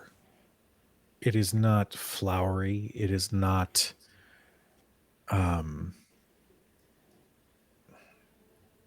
it's not represented with some sort of beautiful iconography or flowers on the outside to celebrate its entrance. There's no statue you find a stone door into like one of those side buildings. It's next to like a blacksmith. There is across the street, there is a cemetery. It is very sort of tucked away in the city. And as you all approach, you see that the doors to this stone building stand open. It is 2 stories. There are windows in that second story that look out to the street below. But as the doors stand open inside, you can see a funeral gathering. There are, I would say, about 20 to 30 people, all sort of seated at these pews as an image of a beautiful elven woman sort of hovers, almost ghost-like. There's just this ethereal glow to this image, and she doesn't move. It's clear that this is not an actual representation of her. This is clearly just a major image that is cast just to provide the loved ones one last look. But as you enter, you can spot at the other end of the chamber, there are individuals wearing deep black and purple robes, all with a small raven skull right at the center, and there is a mantle of black feathers that sort of cascades off the shoulders. One, we're going to say an Aragonasi, sort of hair that, like, on somebody who's not an Aragonasi would probably hang down to about the cheekbones, but given their nature, just constantly flows as though they're in a breeze, sort of stands on end. They have a black leather band that comes across their forehead, and there is a purple gem that is set. They observe you all as you enter, and they say something very quietly to one of the other priests, and then they step up to you all. Yes, how may I assist you? Have you come to mourn? No, but we require assistance if any of you or the other acolytes are available. They look, and you said that you do wear the symbol of the Raven Queen. Mm. They look upon you, and there's this warmth to their smile that wasn't there just a moment ago. And she nods and bows her head. Yes, of course. Whatever assistance we can provide. Please, would you like to step further inside? There's a chamber where we may discuss. And the rest of the party, you'll see Winnie's shoulders drop a little. She seems to be much more comfortable in this setting than she has been wandering the city, or specifically in the High Hall. Yes, thank you. Of course, right this way. As you are led towards the chamber in the back, you can see all those people who are overcome. But there are some that look like they have expressions of anger on their face. Regardless, you all step into the back room, and the cleric that you had been speaking with, upon your entry, they gently close the large wooden door behind you. And you, it's not quite an office. It's not quite a, like a ritual chamber. It's somewhere in between. there are a couple desks that line the walls.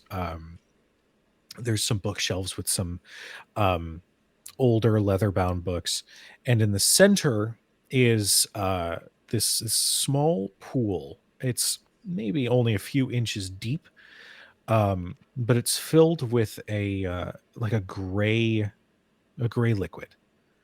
And on the wall there is a beautiful painting of a woman with her arms outstretched, and behind them are large, beautiful black wings. And affixed to her face is almost like a plague doctor mask, but a visage of a raven's beak. The cleric gestures to the small seats at these desks. Please, how may we provide our assistance? We've come into the possession of an item that seems to harbor 3 lost souls, and we would like to ensure that they are put to rest.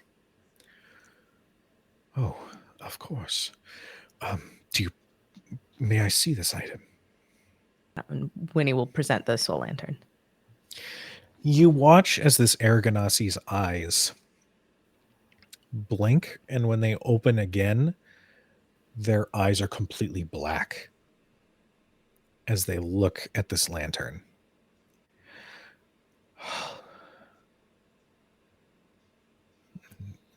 They take the lantern almost gently, with reverence. And as they blink, their eyes return to that cool blue color. I will see what I can do. This will require some time, but I'm confident that we can ensure their passage. Excellent. Thank you. That's what you would want, yes? Well, yeah. Is there any way to let us know when you've gotten them out? Oh, I was going to begin the ritual now, presently. It will Can I help? Well, perhaps there's a way that you can. And they turn and approach the pool, and they place the lantern right at the center. They then begin to mutter some small incantations, and you watch as this silvery line of divine energy forms this perfect geometric shape around this pool. And the shape, there's this wave of, it's like a breeze, like the first breeze you'd feel from autumn approaching. And they concentrate on this spell. As they do, they speak, but not with the same inflection. They're clearly focused on the spell. If you have an offering to Our Lady, it will ensure a safer passage for those locked within. And it would not go unnoticed. I'm going to lean over to Winnie. What's a good offering?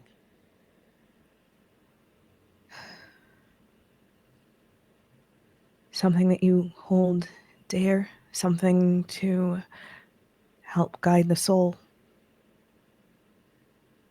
Okay. Well, I don't know the souls, but I've got stuff that I care about. And you watch as she actually takes the bow off of her back. Black and silver bow. I mean, this is the best thing I have. And if they got taken because of the fighting, then maybe offering this will help.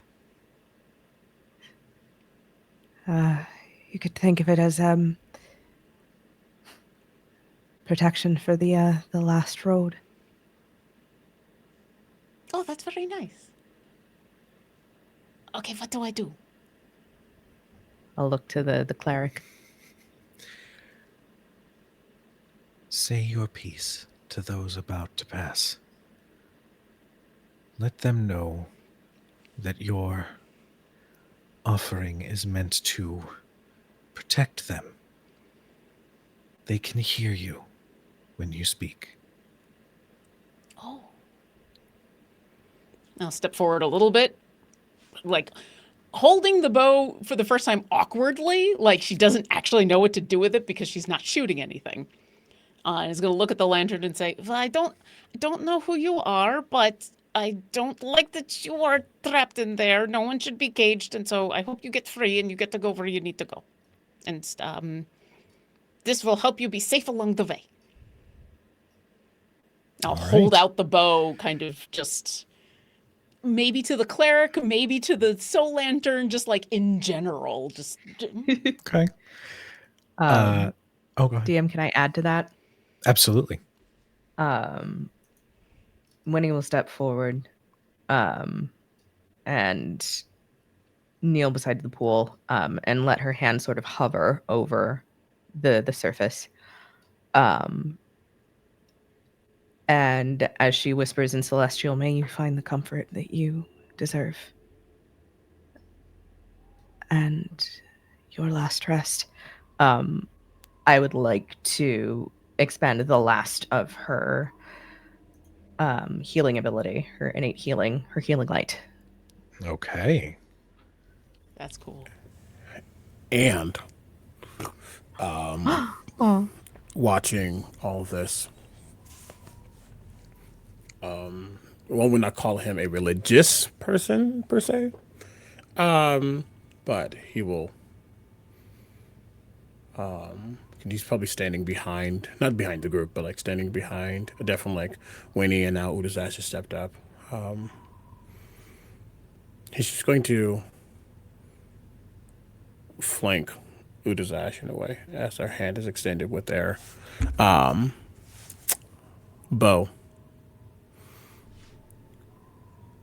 I find that even if you are unsure of how this space works, as long as your desire is true, your intent is unbreakable, all things can be achieved. And if you want to, if it is your intention, your desire, to see them pass safely and protected, then allow me at least to guide you and help you. And he will place a hand on your shoulder very softly. You're going to see for a moment eyes glow. And again, that kind of golden blue aura kind of shifts from his eyes, goes down his arm, goes down to his hand, goes onto you, moves down you, moves down your hand, moves to the bow. And etched as it kind of settles upon something on that bow, again, seems to be some kind of circular form with two like wisps coming off of it in opposition. And I'm going to use mechanically a bardic inspiration. But Okay. Utazash will first look at Winnie and then at Gideon and just, thank you. Yeah. And you could tell, even though she has no idea who these people are, this is really important to her. Marcus, do you contribute at all? That's not me asking to pressure. That is purely just a question. No. Okay, so real talk above table. I thought this conversation was happening while I was at the Elf Song Tavern. Oh. Ah. So I was just doing that thing. I'm like, this is a great scene. They're killing it. Let them go. Join us. Join us. But yes. No, I'm absolutely there. Been there the whole time. We thought you were just being silently respectful. That's all. I mean, yes, Marcus definitely would be. But to that end, when you start going through the rituals and the magics for the lost souls within the lantern and the dead and respect for the dead, Marcus gets quiet like a kid in church, and he's just holding his breath, watching this all happen. Assuming the whole ritual is done and everything is, and he's gonna touch the conversation like when you don't know the Ghostbuster trap is done getting the ghost in it, just like is it safe? But after that, he moves forward and he says, "So you just do that with all the souls there? Every time when they die, they get this here, them?" Yes. I am going to roll a die. Mm-hmm. I am factoring in the bardic inspiration. As we'll see how this works. Okay.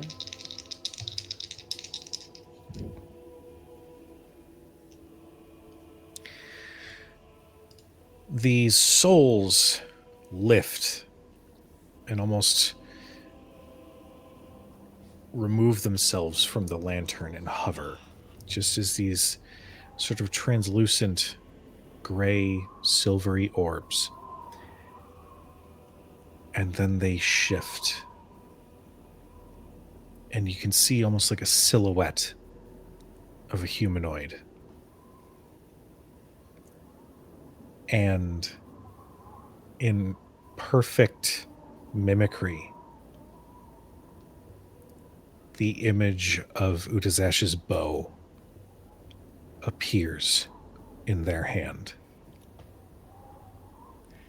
And you just see these white glowing eyes slowly open in these souls that are about to pass. And they regard you all. And they nod. I'll give a solemn nod, but I look over at this priestess here, the Raven Queen. Hey, I got a bit of a difficult question, me. See, these people here, they got souls, right? They die, they get to had all this, but do demons have souls? Devils, do they have souls too?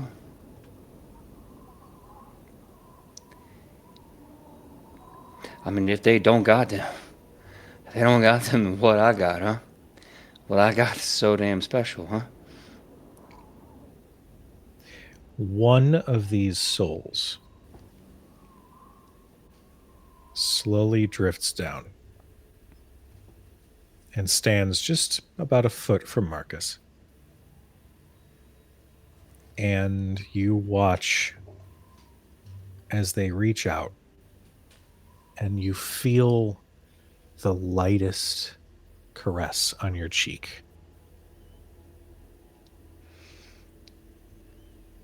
Kind of hand over there as I looked at soul and whatever it was, their eyes, whatever it is, their eyes, them, and then I look back to the priestess and I say, I don't want to be rude, none, but I need an answer. Do they got souls?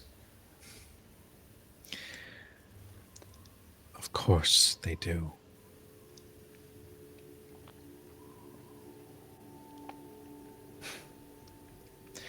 As she says that, the souls slowly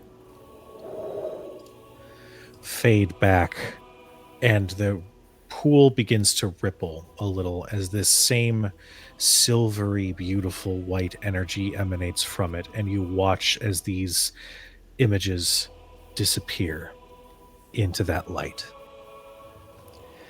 The ripples slow, and the ritual slows, and that geometric spell circle slowly fades from sight,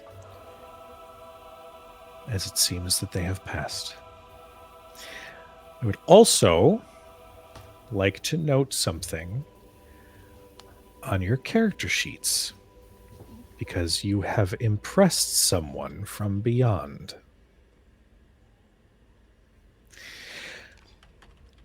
Once per day for an in-game 7 days, you can gain advantage on one saving throw of your choice.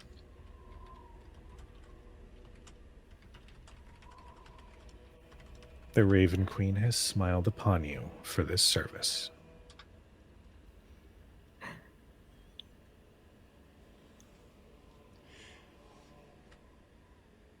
Does she, DM, does she leave anything?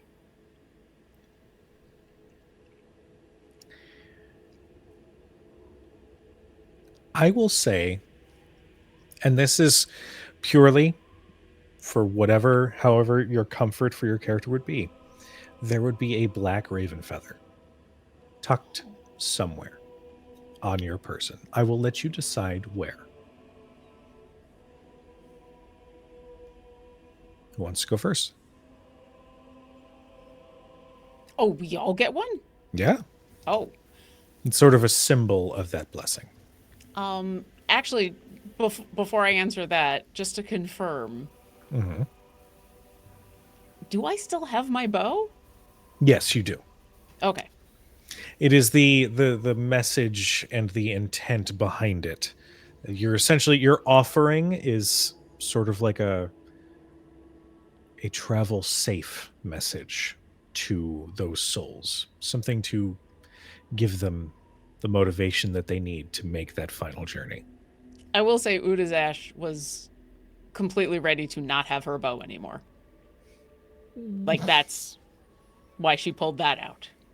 So I think she's left standing there with the bow still in her hand. And there's like this, she's all relaxed and happy, and then a little confused, and then kind of looking around. And then she pulls back the bow and starts to pull back an arrow. And instead of the magic arrow that forms in there, in the hand that's pulling back the string, there's just suddenly a raven feather. And she releases the tension, is like, oh, okay. So I don't have to leave it here. I still take it? Your bow is yours. Well, now it's kind of theirs too, but that's okay. I'm just glad they're free.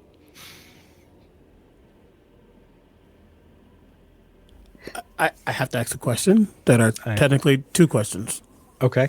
So 2 questions. Got it. They're very similar questions, just slightly different. Okay.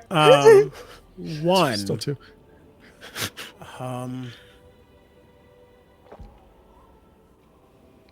Did someone how to phrase this? Ooh, that's always exciting. Do I feel the presence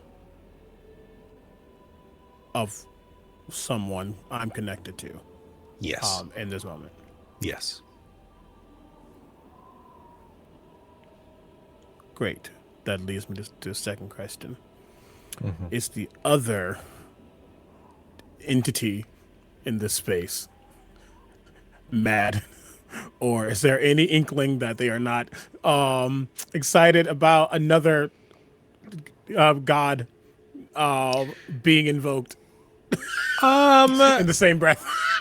Almost usurping and pushing a different power into this space. I'm going to roll. Oh no. Yep. Oh no. I was thinking about that. I was like, They're not. You don't get anger. You get a minor irritation. But it's not abrupt, it's not pervasive. You just sense this, like, They're salty. they're a little salty. yeah. Yeah, absolutely. I guess absolutely just worshipped a different deity in your space. So I think I think as they're standing and Utazash pulls back her bow and there's the raven feather. I think he's holding his staff. Bingo card. CB forgets the staff. He's holding the staff, and as he sometimes you just adjust. As he's adjusting, his eyes just catch the etched in raven feather onto his staff, which is I think also the pettiness of now you're here too. You etched yourself into my space. I'm etching myself into yours. And he's touche, and he'll just hold it. That's fantastic.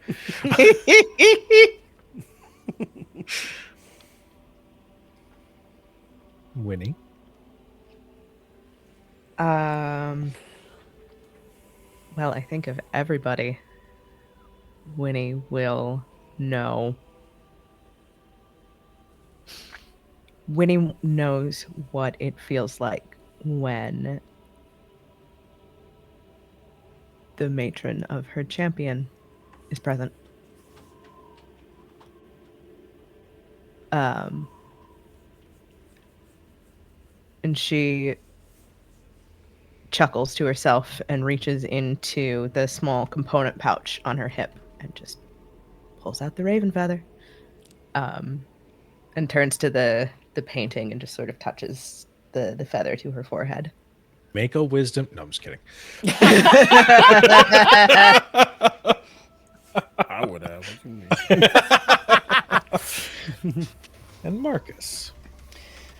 So after asking them if devils and demons have souls and having that conversation, he kind of opens up his vest and reaches in for a thick black leather bound book covered and carved with abyssal and infernal runes. And he opens them up and he says, "Look, I gotta ask me if you could teach me anything that you can do it all that stuff you did. I'd love to be able to do that for the sake of for the future." And as he reaches in and pulls out his quill, he has a double take as the feather in his quill is now the Raven Queen feather. That's fucking cool. Oh, that's a neat trick. You all right? Yes, I can teach you a way to honor those who pass and ensure a safe travel. I will say, this particular ritual was a little bit more advanced. The magics involved were a little bit more complex. It required our pool. But I can show you the way. But it will be up to her whether or not you are granted that ability in full. Oh yeah, absolutely. Hey, whatever you feel like is best, that's what you got to do. I just want to. I want to learn.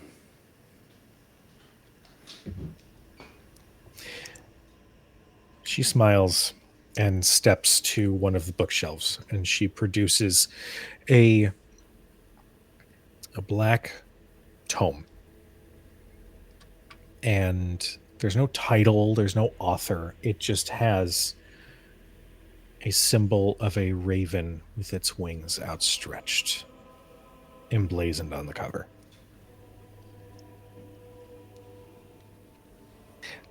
This contains many of our rituals and practices. You will find the information you're looking for in there. I will admit it's a little bit towards the back of the book, and we always encourage reading it in its entirety if you plan to study under her. But this will help you. Well, all right then. Thank you for the gift. Appreciate you. Well, is there anything else that we may help you with? Is the soul lantern still there? It is. It is now just sitting in the middle of the pool. There's nothing on the inside of its wrought iron shape.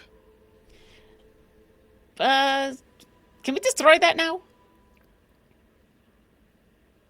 I believe that is something you would do. I don't do. Oh, no, that's fine, that's fine. Whoa. No. Whoa. Oh, no, that's fine, that's fine. And Utazash will grab and be like, I will enjoy smashing this very much now that it will not explode and will not harm anybody. Ah. That's part of the reason why we came here. We figured it was a bit of a delicate process. Mm-hmm. That was good that you did. Shudder But thank to you. think what would have happened. Of course. Thank you. They Much give appreciated. a reverent bow. And I'll look to the rest of the party. Is there anything else that you would require of the matron? This was a big thing. No, I don't have anything else. I feel like I'm already leaving my muddy boots in your foyer too long. If you want us to leave, I said we should go. I should make sure that my student doesn't go into a space of needing medical services from eating too much food. Oh, right. Thank you for your help. Matron be with you. Matron be with you. All right. You all step out of the temple and back out onto the road. Real quick, I know we don't have to go through it, but you said there was a blacksmith next to this little temple? Mm-hmm. Yeah. Utazash would like to go in there and asks to borrow a hammer and an anvil.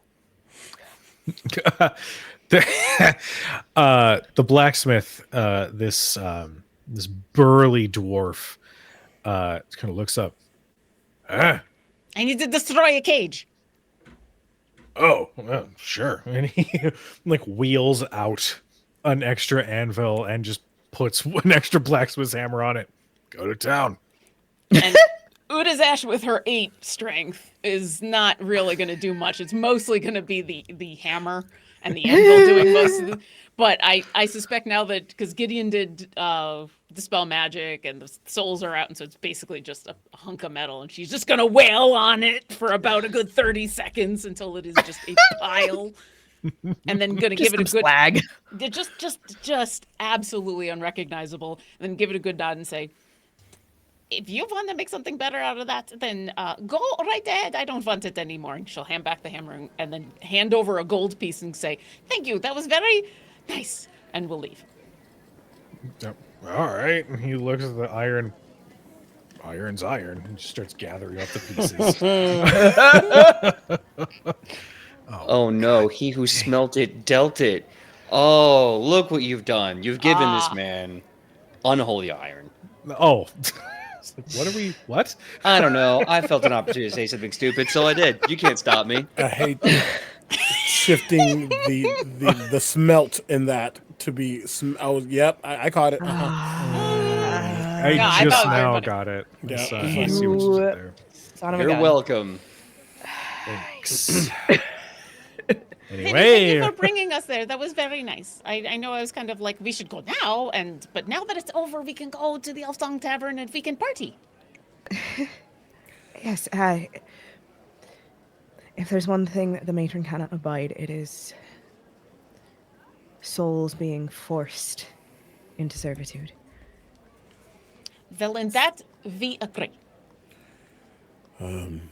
Yes, someone's ambitions should not supersede someone's free will. No Couldn't matter. have said it better myself. Shall we find our way to the elf song? Yeah. oh, go ahead. Yes, one moment. Just looking over, seeing Rasputin literally dragging Elithor by the foot over towards the party. I just want one more pop. I just want one more pop. They're so good. I mean, if worse comes to worse, I can always lesser restoration him and he'll probably be fine. We are not going to instill into a child, even though he's not a child, we're not going to instill into a child that he can eat until he goes into shock. Yeah, now is not the time. Like, now we have missions that we need to be ready for. Earlier, before, like, all the fighting, I was absolutely going to eat until I was in a state of shock. But then I wasn't, like, on call to go do things. I think Elithor has probably a piece of pumpkin pie in one hand, and then a probably some kind of ice cream cone in the other, and you can see Rasputin literally going back and forth, basically being like, choose one or I'll choose one for you.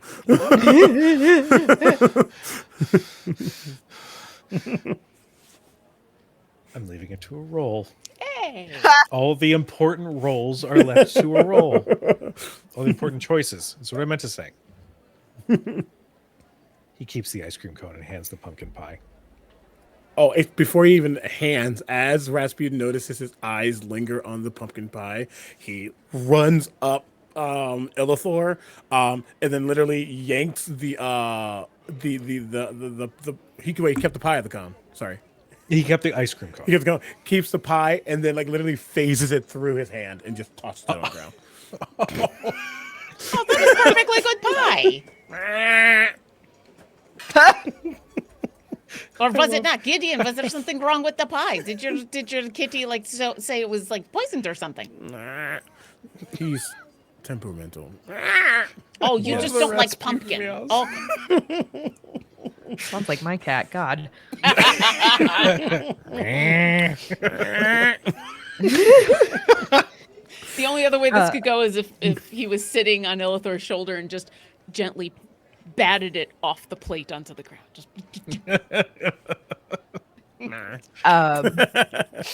Just as we're walking, Winnie will walk up next to Marcus.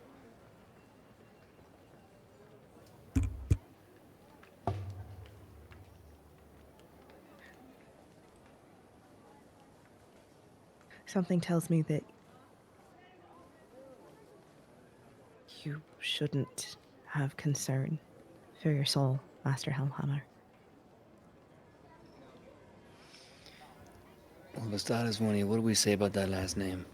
You ain't gotta say that. Marcus. Marcus. Yes. There you go. Sorry. And for number 2, if I had to take a guess, I think your mistress is very powerful.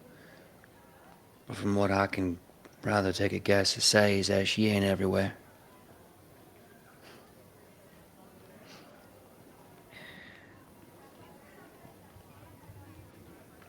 She is the keeper of the veil, as it were. My patron is the Watcher. I think the closest thing you could call him would be technically an angel or a celestial. That's word patron. What does word mean? He's the one that allows me to conjure.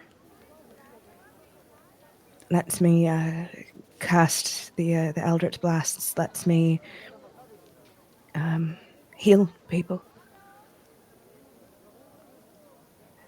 Do you mean like your patron, kind of like a boss, like a teacher in a way? You? In a way.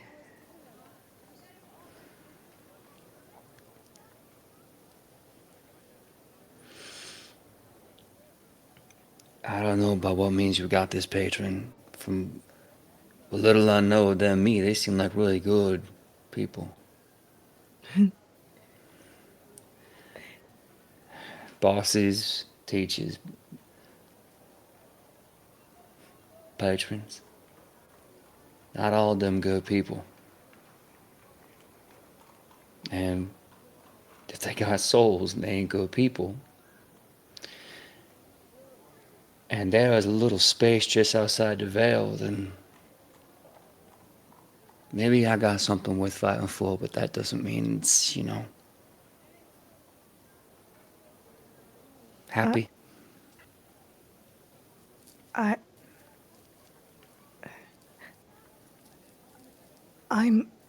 might just have met you, Marcus, but you're a good person.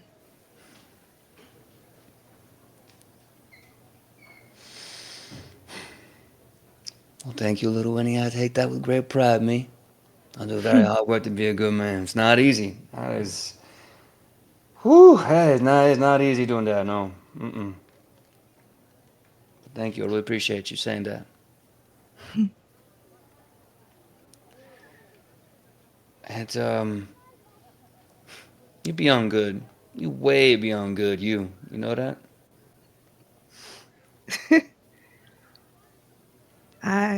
I help people when I can.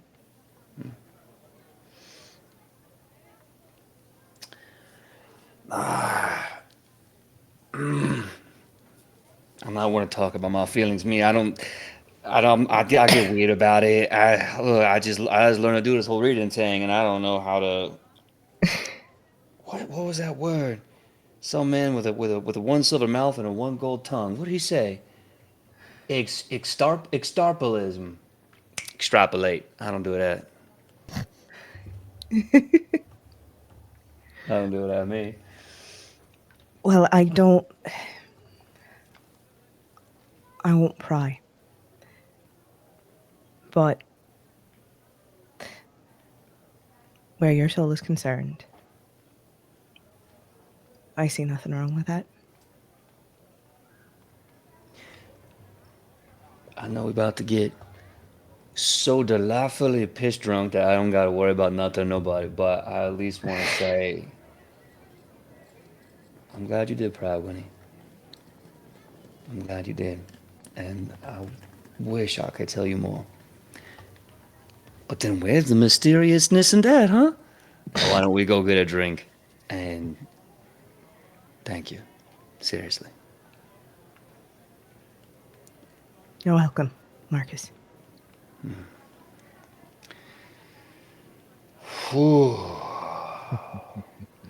Well then, everybody, listen, I got me a little bit of gold for something I did. Me, I ain't gonna brag about it nothing. I might have killed some bad guys. Listen, I got about 39 gold in the bag here, and I say the first round is on all Marcus Hellhammer. Now, who wants to get drunk with the Beast of Brimstone, huh? Who's got the balls to do that, huh? Illithor raises his hand. Yes. Is he? Mon professeur, is he ready enough to get drunk with me? Is he? Is he old enough? I mean, look old enough him. He's hitting and surviving dragon wars and eating ice cream. Those are two things that I think old people do all the time. Me.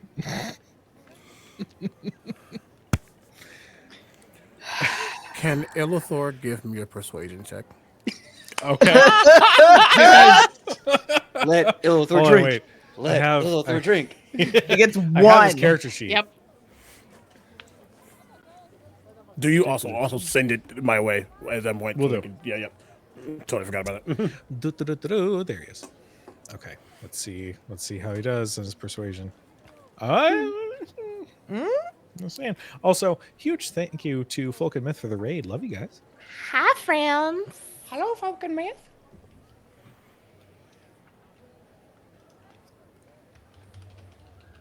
I have to get the Chronicle. Is it good, Chronicle? Is it good or bad? Go is it good or bad? I rolled a natural 20 for Illithor. Yes. My man. Okay. Oh, that young, he getting drunk with me today. Him. I'm making sure that. Making sure that me. He just looks over at Illithor. Those little puppy dog eyes, basically. Just Yeah. I imagine he didn't say anything. He just looks at you like, Oh, jeez. Oh my god. You're real Oh. good at that. That's Oh scary. no.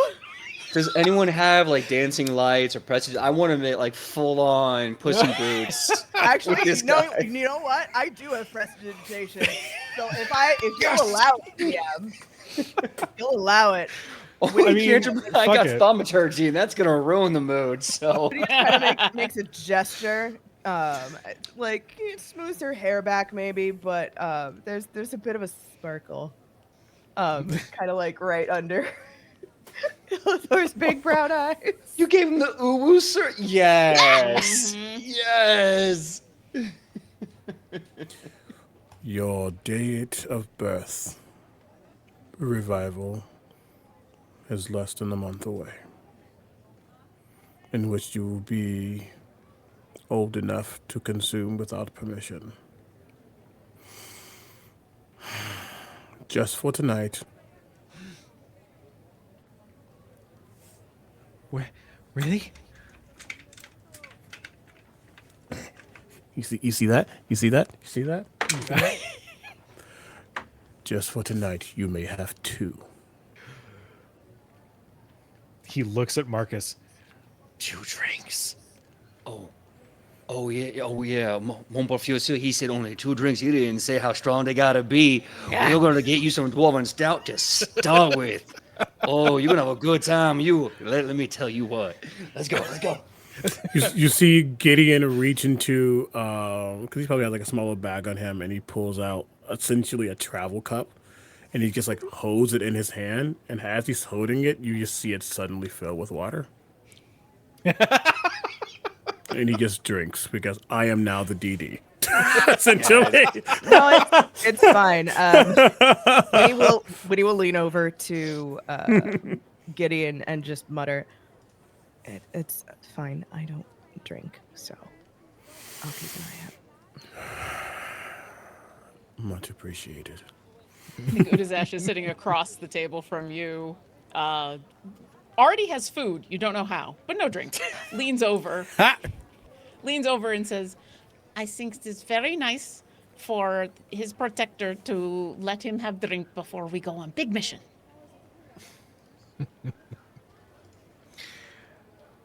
As the camera pulls away from the Elf Song Tavern, as this group of adventurers enjoys a wonderful drink and some nice food to close out their rather hectic day, in a nearby alleyway, looking through that window, leaned against the stone wall of one of the nearby buildings, is another tiefling with 1 horn coming from their forehead. And they have burning green eyes. Marcus, you old fiend. Well, I do say it did take some time to find you, it did. And that's where we're going to end tonight's episode. Uh-oh. I think. Don't ask me to do Drinking that for like buddy. long periods of time. That was the best I could do for the 2 lines. Yo, let me tell you, Cajun not easy. Me, I am doing my best out here. You were both doing damn. amazing. And also, thank you. Marcus has a drinking buddy. Hey now. Hold on. Look. Hold up. I mean, I'm talking war- about the tiefling outside, not any kind of student. I'm just saying, his birthday's in a month. Tonight's the warm up. After that, it's like, what are you doing Friday? No, you're not. Let's go to the Elf Song Tavern. Well, before we adjourn for the evening, we have a wonderful cast that we would love to give the spotlight to. Let us know where we can find you, what you got going on. The floor is yours. Oh yeah, I start. Hi, I'm Lauren Urban. You can go to lauren-urban.com. I'm there. Go to the front page. It makes things easy. I'm mostly on Blue Sky now, so I'm just there. Thank you. Yep. I am everywhere at, well, my name's Omega Jones. Everywhere at Critical Bard again. Critical Bard is back except for Twitch until we get some things handled. Yes, especially Blue Sky. Blue Sky is the place. I cannot believe I'm about to delete my Twitter. That is so weird to think about. It's very weird to think about, but it's done. The place is awash. So find me on Blue Sky, Instagram, TikTok, Twitch. Yeah, that's me. Hi, hello, good evening, folks. I am still Laura Tutu, whatever you want. I have been your Celestial Warlock, Winifred Fithiak, and I'm probably going to be getting rid of my Twitter in a couple of days here, just making sure I don't have any last-minute shit that I need to clear out of it. But yeah, underscore Laura Tutu on most things. Otherwise, just look for Laura Tutu. 9 times out of 10, you can find me hanging out with fine folks over at Queen's Court Games, specifically in our multi-award-winning Vampire the Masquerade Chronicle, the All Night Society. I'll be doing some things with Folk and Myth coming up over the next couple of weeks. And keep your eyes peeled for 2025. I may have filled up my calendar already. Oh dear. Yes. Damn. I fucked Let's up. go. Yes. I guess that just leaves me. My name is PJ McGaw. You can find me all over the internet at PJ McGaw, Facebook, Instagram, Threads, Blue Sky, and TikTok. When I'm not here with these amazing people playing Marcus, you can also find me with Laura over at Queen's Court Games playing the multi-award-winning Vampire the Masquerade podcast, the All Night Society, as well as, I think, soon to come out, some things from the Noir Enigma Noirville universe. Bad Meets Evil. Keep your eyes out for that. And some other stuff, a project potential with Althaven, more as can tell you. And if you like Pathfinder and other TTRPG books, I'm writing some stuff right now, which may be published. Go ahead, check out all my social medias, Blue Sky, Threads, Instagram, whatever, and that's where all that crap is, all that good stuff crap. Yeah, words. I'm done. Yeah, 10 out of 10. No notes. I'm the best. 10 out of 10. I'm gonna send it back really, really quickly to say, one, could you look at the side chat? Two, also something that me and Laura did not mention is Castleton. Castleton is a over 100 person TTRPG grand event that is on now. Season 2/part 2. That second episode should be tomorrow, actually, over on twitch.tv/Ravens Winter's Tales. Yes, check that out for some chaos. All right, and I am Cujo. I have been your chronicler for this evening. You can find me at Cujo Plays Games and Critic Chronicles across all social media, except for Twitter, because we're not on there really anymore. The only reason the page is up is specifically so nobody takes those names. But anyway, every Thursday you can catch us playing The Tales of the Valiant. With a fantastic crew. Thank you, Kobold Press, for the sponsorship on that one. And every Friday, you can catch us here with more Shadows over Baldur's Gate. You can also find me every Wednesday over at Nerd Immersion playing the new 2024 D&D. We're doing some Phandelver and Below. Keep an eye on the socials because there's going to be a bunch of other, charity streams and whatnot. And we would love to see you there. In the meantime, thank you so much for tuning in. You're loved. You're appreciated. We're going to go ahead and get a raid set up for Smoking Glue Guns as they're playing some D&D. But be nice to each other. Please be nice to each other. And we will see you guys next time. Bye, everybody.